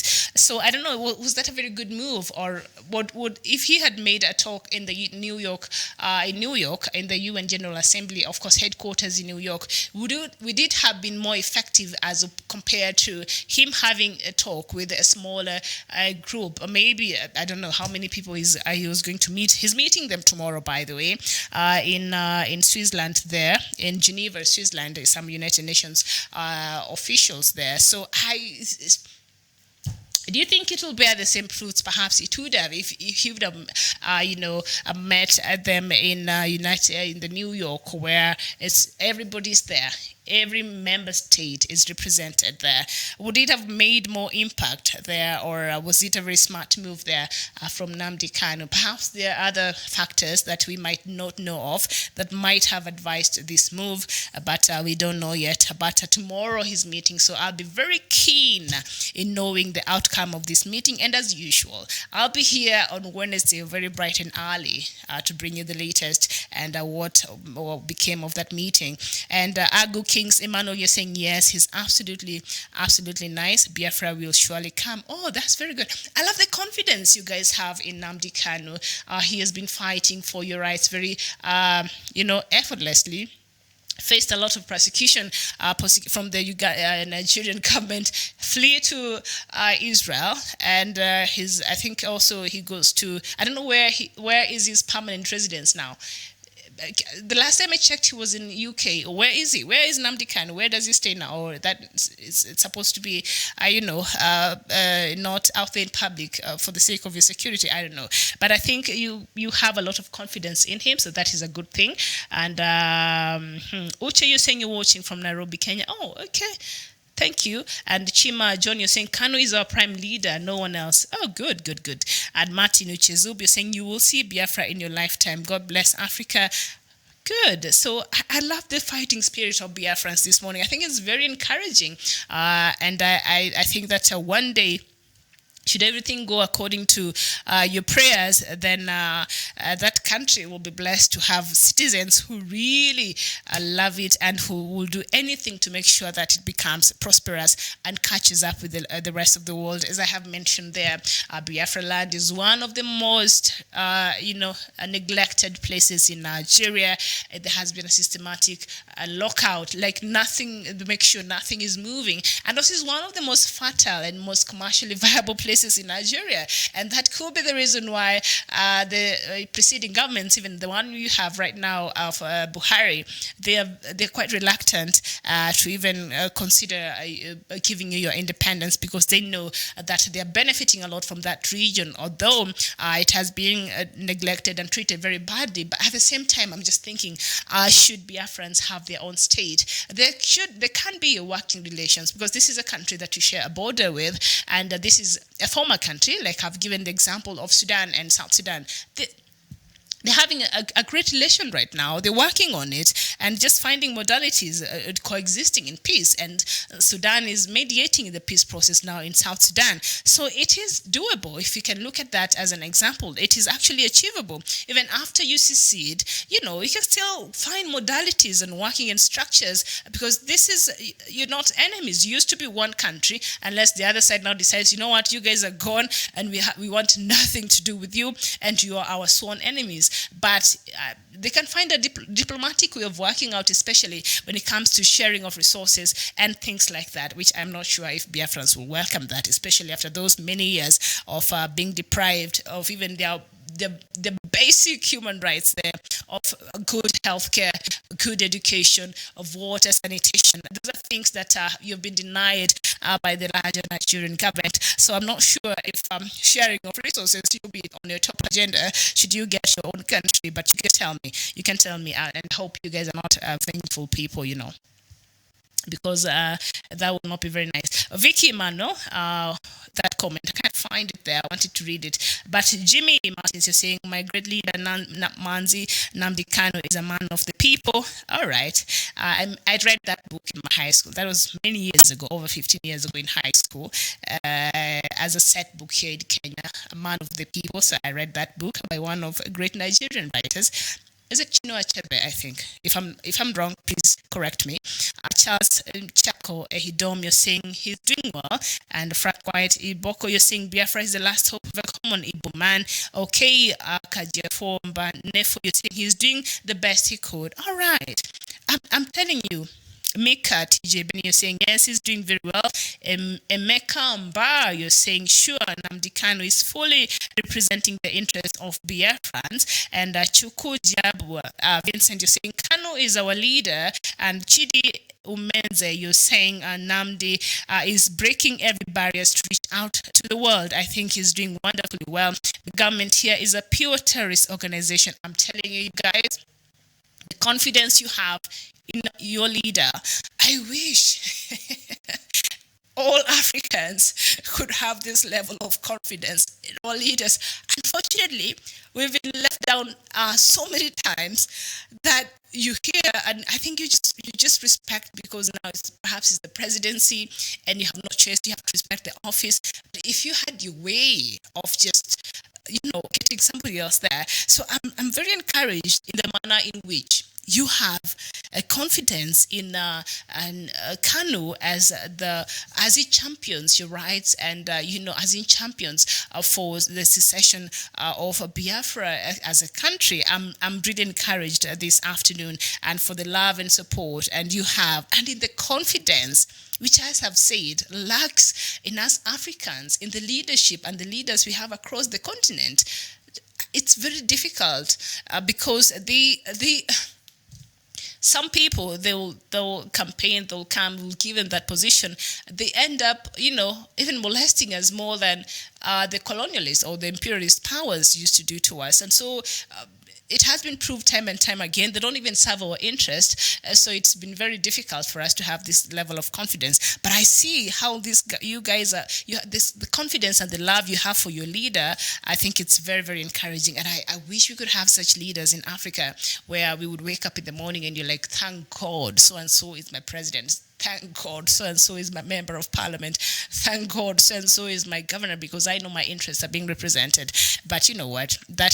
I'll digress. That is, a conversation for another day. But I'm very encouraged by the confidence you have. And I've asked there earlier by him wanting to meet, a small leadership of United Nations leadership in Geneva, Switzerland, as opposed to meeting them, the bigger gathering in New York. As one of our viewers there had asked earlier, he found it to be counterproductive. But I see here you're saying, you're saying Nnamdi Kanu is doing the best that he could, owing to the situations and the circumstances. And you know what? On the other hand, I think I would agree with you on that, because it's not very easy, But thank God he has all your support and the love that I see here that is outpouring towards him. And I hope that perhaps he's watching this show and he could see how much you people love him and how much you were supporting him. I think that would encourage him even to do that. And I'm sure he knows that. That's why his fight has been very, very relentless. And Uche Van Fink, you're saying, I think the United Nations officials that invited Mazik and Nnamdi, where did that comment go? Come on, I missed it, and it was very good. I think I missed it. Oh, I wish you could post that again. I think that you're writing in so fast, so I'm unable to get a hold of it before it disappears. I don't know why it's disappearing, because normally I can go back and retrieve these messages from, D. Monarch Onyezi, you're saying Kanu, come on. Charles Chako, you're saying, you talk to the girl you want to marry first before the family. That's what Kanu is doing. Oh, that's a very good analogy there. You don't marry them by force like they used to do a long time ago. Blossom Aki saying Mazi Nnamdi Kanu is a godsend to his struggle. To this struggle, I think he have the reasons for that. Yeah, I believe so. And Chelsea Marshall Benedict, you're saying yes. Our supreme leader that has also gone. I wasn't able to read that. I don't know what is happening. Peter Chibweze is saying he cannot invite himself to Washington. He is rather watering ground for him to be invited to the main summit. So this is a strategy. So you start talk with a few people and perhaps do some lobbying. So he could be doing some lobbying right now, right? So this is a good strategy, you believe? All right. Ogebe Omoto Chan, you're saying Kanu, they're supposed to divide themselves. Some delegate can go to New York and other will go in Geneva. That lobby will be effective. Okay. Mazi Chika Austin, you're saying, no, he never said he wasn't meeting you in the UN for fear. He's invited by UN Human Rights Watch in Switzerland and that Nnamdi Kanu is honoring tomorrow. Okay, good. When invited by UN General Assembly in New York, he will go to New York. Very nice. It's just the statement that Emma Powerful gave, and he said the reason why Nnamdi Kanu is opting to meet a smaller gathering in Geneva is because of the infiltration by opposition elements in Washington or in New York, and so he was avoiding that. And from what I read from your comments here, is like you understand what your leader is doing. You actually you think this is a great move because he has to talk. He has to talk with a few of these people who later perhaps build their confidence and understand where he's coming from and why he's agitating for secession of Biafra land and understand the plight of Biafrans. And when he's able to convince them and able to help them understand what's really happening and why it's important for Biafra to have their own country, and then it will be easy when now the matter is brought out or up in the UN General Assembly. He will be having some sort of support from not just Biafrans but some other leaders who might be very also influential in the United Nations, Security Council and other organs in the UN that might back up, the change that Biafrans wants and the country that Biafrans wants. Eme Kamba, you're saying sure Nnamdi Kanu is fully representing the interests of Biafrans. This is really wonderful. And Kanu, you're saying Engineer Dominic Rinze Onwokalu, you're saying Kanu is using an opportunity available to him. Little by little, he will get to the point of meeting the General Assembly in New York. That's very good. So, okay. Now I get it. Ezeribe Ezekiel is saying you're watching from Northern Ireland. All hail Biafra 2.0. Nnamdi Kanu is incorruptible leader of the Biafrans. All right, Tommy Anyalewechi, you're saying I need Biafra, please, my people. And Kendo Daniel, you're saying IPOB, that is indigenous people of Biafra. And Ridela Colina Ray, you're saying I'm watching from Italy. Thank you so much. Biafra is our last hope. Victor, you're saying Biafra or death. All right, we don't want, there's been enough death in Biafra, please. We don't want any more people dying. So if you can find a way that Biafra becomes a state without any more letting of innocent blood, that will be best for everybody. But you say, you know what, even if that means death, we are ready for it, as long as we have our country. And that is according to Victor Chidoze, True Life there. You're saying Ochene Egwauta, you're saying watching from Indonesia. I was watching a very interesting feature this morning as I was getting ready to come to work about Indonesians there and the kind of food that is being served there. I hope you're not eating the monkeys. I saw there's a market for monkey and bats and snakes, and they've been put into ice box. So you just go and point it to which part you want, and they cut it for you. You know what? It's lunchtime. I don't want to spoil your lunch, but on a lighter note. So Francis Chuku Ferdinand, you're saying Biafra is my last hope. Oh God, bless Biafra. And Onyeme STV, you're saying how can you be in a river and be tasty? He that is holding up that belongs to child will surely get weak and drop down. They belongs to the child. Time shall tell. Quote me. All right, I've quoted you, Mr. Omenye there, and yeah, I think it's very deep. It's like I have to pause and really think internally what you just said, but you're saying you're not letting go, and so perhaps if the Nigerian government will think that you'll get tired and drop the baby, that will not happen. Noah Biafra, Ferdinand Ahamefule, you're saying Are you watching from Germany? Vicky Emmanuel is saying, yes, it is very wise. We believe in him and we trust him. Biafra is all we wanted. That is okay. Akajiafo, Banefo, okay, Emeka, Ochoma, you're saying, my life, my hope, my future is Biafra there. And Victor Chidoze, you're saying, watching from Liberia. Thank you so much. Yes, yes, yes. Keep telling me where you're watching us from. I know Biafrans, you're across the world together with Ambazonians. No, not the world. Yes, across the globe. You're all over and you're doing great things across the globe, and so you can't wait to bring that expertise and that knowledge and those skills back to your country and start building your country from the bottom up. Jimmy Martins is saying nobody should worry about what will happen after Biafra freedom. It is better to die as a Biafra rather than dying as a zoological republic of Nigeria. Roland Nganya, you're saying you're watching live from Germany. Thank you so much. And good morning to you. Vicky Emmanuel, you're saying it's like you want us to say another thing that what we are answering you. Why? No. We're just having a conversation. Hey, don't get mad at me. We are on the same, I support. I understand. I totally empathize with the people of Biafra. So I just want to know your opinion. And I think a lot of you have been very categorical here. You said, you know what? You have confidence in your leader and you trust that he's agitating for your rights very well, and you'd rather not have another leader, and that's good. And I've said that's very encouraging. And I've said I wish in Africa also we had other leaders that we could be very positive and have confidence in, the same way you Biafrans have in your leader Nnamdi Kanu. That means he's doing something right, and that's why you have confidence in him. So that's very good. So we are not fighting here. But thank you so much for your opinion. I think I've lost your name up there, and. John, you're saying you're watching from South Korea. South Korea. I think I know a few Korean words. I can't. Annyeonghaseyo. Yeah, that is saying hello. Francis Chuku Ferdinand is saying, if he likes meet them in Ghana, I will still support him. All right. Vicky Mano is saying, you don't need to know where he is staying. Okay, good. Ridella Colina Ray, you're saying our last prophet is Nnamdi Kanu. Marvin Nebe, you're saying you're watching from Germany. Thanks. All what we want from the zoo is Biafra. All right, very clear there. Onyema Odinaka, you're saying, I love my country, Biafra. God bless Nnamdi Kanu, the great. God bless Biafrans all over the world. And Chelsea Marshall, you're back again. Thank you so much. And you're saying Biafra quest remains sacrosanct. At the end, Biafra will be restored. And D. Manok, you're saying you will never agree to anything that Kanu does, but we know who you are. Biafrans love the stance, and the stance are leading us. I must have missed that comment by Shmuel Utam. He's the one who was saying that perhaps it was not a very good idea for Nnamdi Kanu to have decided to meet with a smaller group of the UN officials in Geneva, Switzerland. He was saying it could be counterproductive. It would have been good if Nnamdi Kanu had met with the rest of the UN General Assembly in New York, because right now they're having the annual meeting there.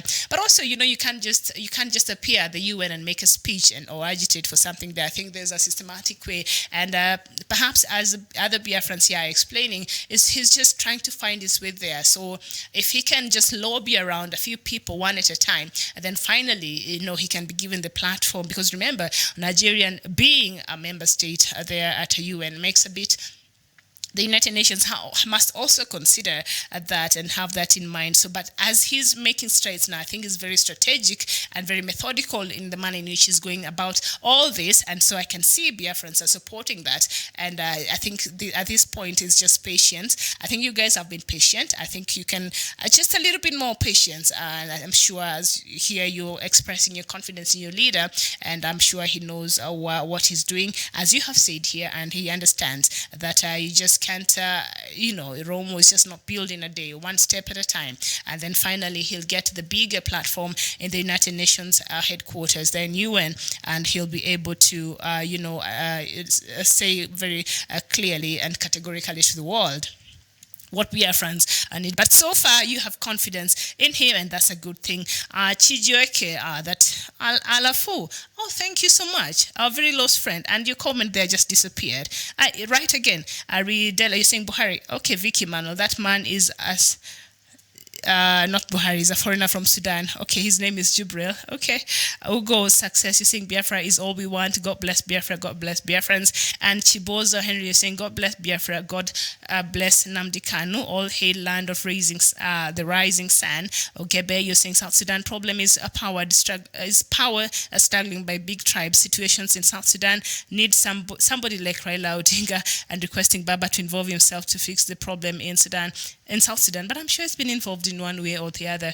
But you know what? Yes, we have you guys in our mind, and I'm just crossing my fingers between now and November. Nothing would change, because the last time the leaders met in Juba, there with Riek having traveled to Juba, they assured us that they are committed towards the deadline in November. So I'm just hoping, because I think they've changed the posts so many times that you can't even trust anything they say. You know, that South Sudanese have become very skeptical, or even, if they can even trust anything that these leaders have been saying. But I'm just crossing my fingers that the commitment they gave for the November deadline when it comes to forming the unity government in South Sudan, they will actually live up to that. That is my prayer. That is my hope. I'm just hoping for the sake of South Sudanese people. So thank you so much there. Stanley Chidia, you're saying, we are very proud of our leader, Nnamdi Kanu, and we are a lovely family. By the grace of Biafra will come. Okay. Damo Hari, you're saying, all we want is Biafra. And Fred Ogba, you're saying, now is God's time for actualization of Biafra. And William Aja, you're saying, you're watching from Texas. We love Kanu. Hey, William there, thank you so much. And we are ready to die for him. You're adding, whatever he says, we are 100% willing to follow. Oh, wow. Chiena Egwota, you're saying, watching from Indonesia, Biafra is our only hope. Thank you so much. Obidon Biafra or USB, you're saying you're watching from India. Oh, okay. Hi, how are you? I think it's a good late evening there in India. Good evening there from India. Madhu Kenneth is saying, you people should grant our leader an interview. I think so. I think it's a good I think that would be a good idea. I don't know. I'll speak with Dr. Matsanga and see, can we even get him on Skype? I think that would be very nice. Don't you think? Yeah, I think that would be a very good idea. I'll talk to Dr. Matanga. Of course, he went to Barry. Not Barry, because they decided they'll bury him after 1 month, which I don't know what you make of that. President Mugabe, late president of Zimbabwe, he'll be buried within a month. He was supposed to have been buried on Sunday. That it was according to the government reports, but the family said no, we were not consulted. Now he'll be buried in a month's time after they build this mausoleum, and I think, well, it's befitting for a founding father of a country. And so Dr. Matanga had traveled to Zimbabwe for what we were seeing happening yesterday. So he's tired. I was hoping he would join me, but he's not here.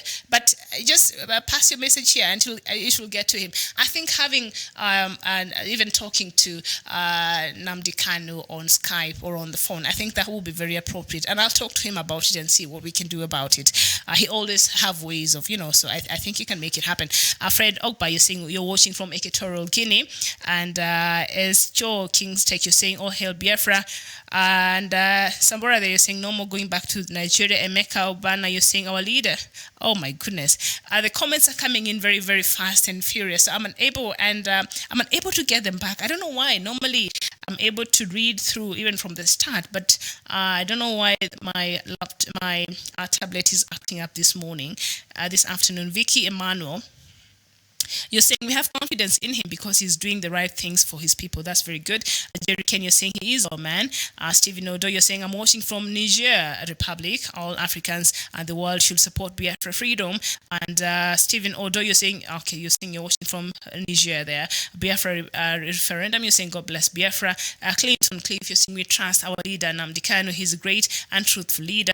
Matthew Chimezie, Nnamdi Kanu is some step ahead of Nigerian government. Kenneth Noah Kaud, you're saying Manzi Nnamdi Kanu is a true leader and hero. Blossom Third, you're saying you're watching from Amazonia, and I don't know what's the latest there in Amazonia. I hope no more villages have been burned over the weekend, because normally when you go online and you type Amazonia, and the stories from Amazonia are very worrying. And also Paul Biya said he's willing to have a dialogue with Amazonia, and the start of that dialogue is supposed to happen towards the end of this month. I don't know if you were an Ambazonian, you're watching out there. Do you think your president, not the Cameroonian president Paul Biya, do you think he really means well? He means it when he says he wants to have a dialogue with the Ambazonians, bearing in mind that all the Anglophone leaders, he gave them a life sentence. So I've been asking myself since that sentence that happened over 3 weeks ago. Is it not counterproductive? And now he's coming out to say he wants a dialogue with the Anglophone. How does that work? I think it would be appropriate for him, as a gesture of good faith, to release the leaders of Ambazonia, because those are the people. The same way Biafrans here have full confidence on their leader, Nnamdi Kanu. You guys have expressed your unwavering support in him. It's the same way the Ambazonians have in their leaders who have now been given a life sentence. So if Mr. Paul Biya claims that he wants to have a conversation and a peace talk and is trying to reach out to the Anglophone, and yet their leaders are in jail serving a life sentence, what sense does that make? That is very quite oxymoronic. I don't think he means well. And if he does, then he should release those Ambazonia leaders fast. And that should be a precondition. I think even some leaders there in Cameroon have expressed that should be like a precondition. You release our leaders fast, because they are the ones we trust to come to the table with you. The same way Biafrans have faith in the leadership of Nnamdi Kanu here. So Chelsea, you're saying, yeah, our supreme leader, Nnamdi Kanu. Okay, that has gone also. Chima Jo, you're saying Nnamdi Kanu is fighting for the freedom of Africa. Matthew, Chima Jo, you're saying, okay. Matthew Chimezi, you're saying Biafra is our last hope. Chinedu Sylvester saying, all we need is Biafra, nothing more. Mafi Nebe, you're saying, watching from Germany, we are in Brussels together. All we are saying is Biafra is, please don't let the zoo to know our plan. Okay, thank you. Okay, good. So Mafi Nebe, he's saying he's there, he's in Germany, but he's from Germany, but he's in Brussels right now. I think he's part of are you part of the delegation of Mr. Nnamdi Kanu? And will you be meeting with, you know what, perhaps we should look for you, because we need information from firsthand from the team of Nnamdi Kanu. So when we come here, we come with full information. I wish you could find a way of getting in touch so that when we come here, we have it from the horse's mouth, and so we have it very clear. But so far, so good. So thank you so much. And do the Umeyo saying Mazi Nnamdi Kanu Ohama Dike World Restoration will restore Biafra. That is his mandate ordained by Chukwu Okike. That is God, I think. Please translate. I'm Kenyan. I don't speak Hebrew, but I'll try to learn it. But thank you so much. And Christian, you're saying you're watching from Manchester, United Kingdom. And they're saying all you want is a Republic of Biafra. That is your last hope. Ike Moses, you're saying Biafra is older than Nigeria before British came and merged us by force without people opinion. Yes, indeed. Yeah. If for those who understand the African history, yeah. Matthew Chimezie, you're saying I believe Biafra is going to be God kingdom. And Elbede, you're saying by all means we need Biafra. Nigeria is a poison that people are forced to drink at gunpoint. All right, we seem to be, I think we're 9 minutes away, but you know what? Perhaps you need to, together with Dr. Matsanga, just come back here and just talk about the latest in Biafra. And when it comes to Biafra, we normally require a whole 2 hours of nothing else but just Biafra, because there's a lot to talk about. And Odina Kachuku Onuka, you're saying you're watching from China. Iwuna, you're saying Biafra is Africa. Africa is rising. You're watching from Cambodia. Look at that. Biafrans all over the world. This is amazing. William Aji saying, I'm just waiting for Biafra. Okay, so that is like the only thing that has kept your hope alive. It's just the hope of having Biafra a country one day. Just saying you're watching from Hong Kong, and Biafra is all you want. And Matthew, you're saying you're watching from Italy. Prince Dons, you're saying we're ready to go. All right, Chidon Franklin, you're saying you're watching from Padova there in Italy. And Ugochuku Bona, you're saying Biafra all the way. Kenneth Nwakaudu, you're saying you're watching from Bologna there in Italy. And Onyema Odinaka, you're watching from Malaysia. And you're saying God bless Mazi Nnamdi Kanu, the savior of our our time. And all right, Biafra referendum, you're watching from Canada. Chima John, you're saying well done, punchline. More Grace, you're watching from London. How is London this morning? And Chukudi or Lisa, you're saying you're watching all the way from the Ivory Coast. Biafra is everything to you. You sing that. Oh my goodness, this is very encouraging. Someone there was watching us from Russia. Did I miss that? Watching from Istanbul. That is Obigod Odokanma. Forgive me if I'm not able to pronounce these names very clearly as I should. Someone there is watching us from Brazil. Peter Anna, you're saying the world is a hypocrite. They like giving aid but refuse to let Biafrans go. We will surprise them. Biafra will go without their help. Deo Monarch Unyez, you're saying UN is not our home. That we can walk into whichever we want in the morning. It requires lobbying. That's very good, yes. And I think that is the strategy Khan is using right now. He has to start lobbying and some member states there, and so that he can gain some support and confidence. So when that motion is tabled, is brought in the UN Council, he will have enough support. Biafra will have enough support. I think that is the strategy, and a lot of you would agree with me that you've said here that he knows what he's doing. So Friday, Biafra. Vicky Emmanuel is saying, my sister, we Biafrans, I've missed that. Come on now. Frank Kirian is saying, Mazi Nnamdi Kanu is very, very intelligent. Before he makes this move, he knows what he wanted. Yes. And King Davis is saying, watching from Kazakhstan. Oh, that's very good. Is it good morning there? Chijioke CJ is saying, Biafra is divine, project from God. No man born on earth can stop Biafra from coming. All hail Biafra. There you go. So a lot of you are watching. Uchenna Nyatmu, you're saying you're watching from Dakar, Senegal. Chima was saying, well done. Biafra tap deck, you're saying, Sister Miriam, you're focusing on the United Front of African countries, not separated them. But now we are facing dividing instead of creating a law that unite Africa. But if you understand the history, Tapdak, I think you're from where? Is it South Sudan?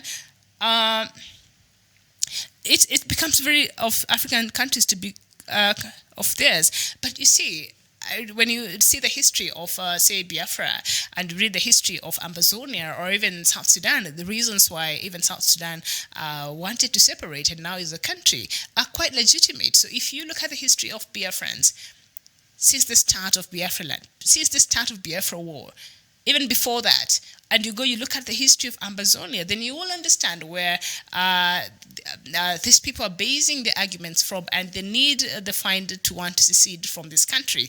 And also, if you look at how these governments have been treating the citizens from these particular parts of their countries, you will see why they would want to secede. So yes, just go check on the history of Biafra, check on the history of Ambazonia and other countries, and you will see a lot of their reasons are very, very legitimate, and we cannot just maybe. Like in Ambazonia, perhaps Paul Biya thought, you know what, this has started. The teachers are protesting, the lawyers are protesting because they're being told to carry out the, use, French in the courts. And, the teachers have been forced to use French in their classes. And they'll settle down after a while. He was shocked. I think he thought that, after a while they get tired. But when people have had enough, they've had it up to here. They are willing, if you've been reading through these comments, the Biafrans, the Ambazonians, they are ready to do anything to make sure they get their freedom because they've had it up to here. Like they can't have it anymore. They've been oppressed. They feel like they've been oppressed until, whatever may come, they're ready and willing for to face it. If it does not matter the cost of having their own freedom and all their own self, ruling and independence. They're willing to do whatever for them to have that. And I think it's like we're back to the days we were struggling with the colonialist and the imperialist. People like Biafra are back there again, and Ambazonians are back there again. Only this time, they're fighting from, the other people, Africans, leaders who are supposed to be there to protect them and to work for them, and have failed to do that.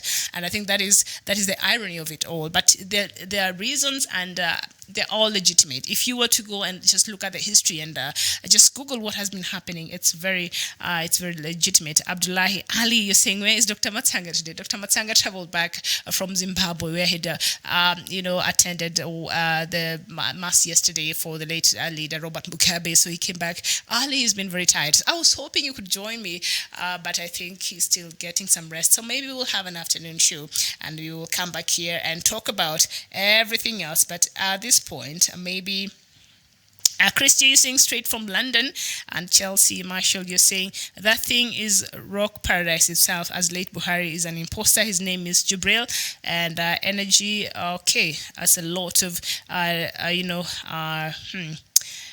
Biafrans writing to us this morning. One of them here saying you're all the way, you're watching from Russia. Ekeson Mike there, you're watching from Russia, and you're watching Brutus Ugo, you're saying you're watching from Japan, and thank God I'm not from Nigeria. Your positive energy, you're saying you're from Lausanne in Switzerland, and Chima John presenter, you're saying, are you sure you're not from Biafra?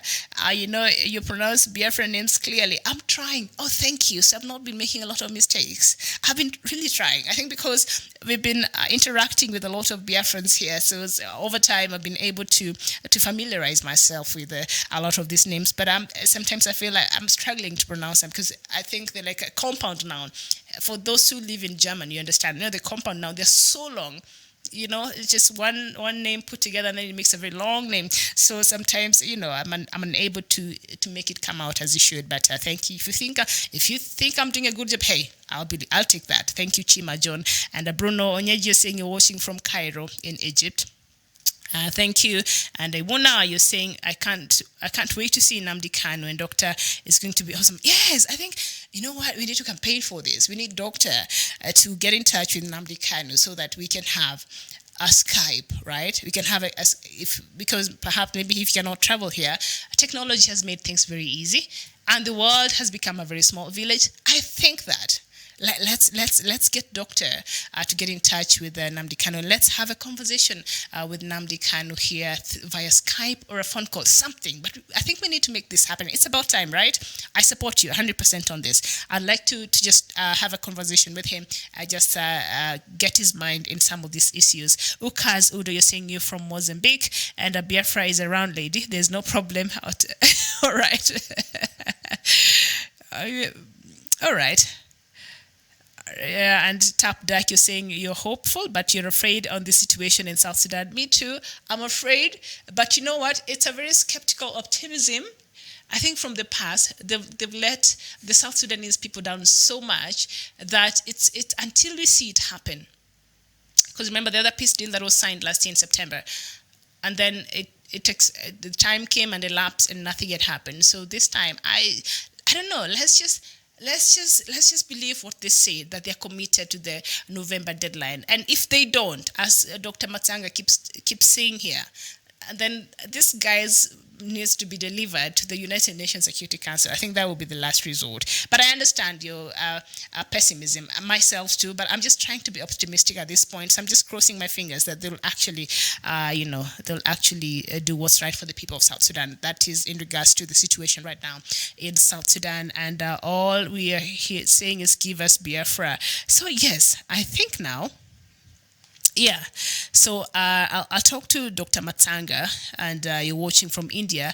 Sainki Pascal, you're watching from India, and Austin Nweke, you're watching from Biafra land, and Chijioki, you're saying live interview. Exactly. I think I'll try talking Dr. Matsanga into this. I think we need to get Nnamdi Kanu here through Skype or a phone call, something, but we need to make this happen, right? I'm sure you'll be happy to hear from him. Technology now has made things very easy. ECD Gold, you're saying you're watching from Germany. Guten Morgen there. And thank you for joining us. Yeah, I think. And Peter Chinweoba, you're saying you're watching from India. And Louis response is saying we are already an independent state like Hong Kong, Taiwan, Tibet. What are we waiting for is sovereignty. All right. And Hong Kong, the protests there have gone, now it's over 3 months, and China does not know what to do with itself because Hong Kongers are also making it very clear. They're autonomous, but still they don't have the full independence. Still China is the one that appoints the chief executive, because the leader of Hong Kong is a chief executive, and right now Carrie Lam, they don't want her. They want her to be gone, and they want to have their own. Because how do we claim independence, but you still have to elect our leaders appoint a leader for us as the people? That is what Hong Kongers are saying. People from the Hong Kong, we want to have the mandate to elect our own leadership, and so it is regime change there, and I don't know how. I think China's patience is slowly running out, but they know the world is watching them, and so they can't just rein in and start doing something out of the norm. But at this point, I think their leadership in China has been it's shaken, and now they didn't expect, because initially the protesters in Hong Kong were demanding for the extradition bill to be. They didn't want it. Like, when you do wrong in Hong Kong, you're taken back to be charged in China, and China and democracy, like, you can't. So Hong Kong and China, like, two parallel worlds, but still it's part of China. And now they've been saying fine, that extradition after they protested for over a month, I think it was taken out, but now they're saying no, we want change. We want to have a say in our leadership. You can't keep appointing to us leaders who serve your own interests. And I think that is the point, even here in Africa, and here in what Biafrans and Amazonians and other Africans who find themselves in this situation are agitating for. We need the right to elect our own leaders, and we need our own country, and that is very clear. And as Adrian, you're saying you're watching from Dubai, and you're saying Biafra is due for sovereignty, and DK Uoma, you're saying Biafra, my dream land. I have the blood of Biafra running in my vein.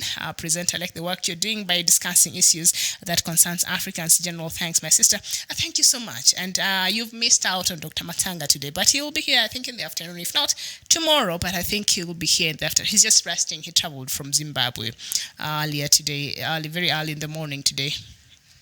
And Matthew Shizeme. So now we have agreed that we should find a way of getting in touch with Kanu and having a conversation with him through a Skype or a phone call, and I'll let you guys know when this can happen. I'll just talk to Dr. Matsanga and see if this can be made happen. And also, of course, Nnamdi Kanu is meeting with the leaders, officials of the United Nations in Geneva tomorrow. So Wednesday, bright and early, please, you guys, in the morning show, I'll be here to let you know what happened in that meeting, and I hope they'll make it public and the purpose of that meeting.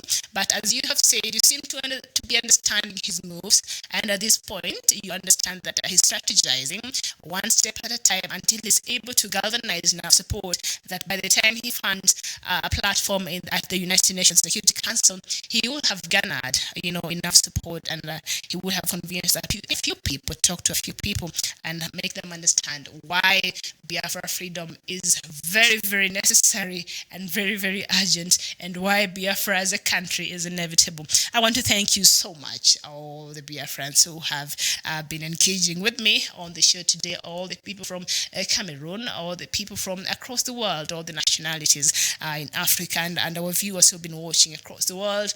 Thank you so much, and I hope that we can meet here again, maybe in the afternoon, if the doctor will not be very tired. Or maybe if not, then tomorrow morning for another edition of Good Morning Africa, where, as usual, Punchline Africa Television, we are here to, advance our own African narrative. There has been a problem of a one-sided narrative when it comes to Africa, and very much disturbing. It has been coming from the other side of the world, and they come here and tell our stories as if they even understand our stories. So Punchline Africa Television is here for Africans, with Africans, and we're here to advance our own narrative and tell our own stories and write our own history and say our own history the way we know it as Africans, without distortion. Right, and without bias, because that's who we are. We are Africans, and we are proud to be Africans. And so we thank you so much. So I hope I can meet you here in our next broadcast. But for now, my name is Miriam Ogutu, and it has been a pleasure to have you here today. So thank you so much. And for me, right now, it is bye-bye.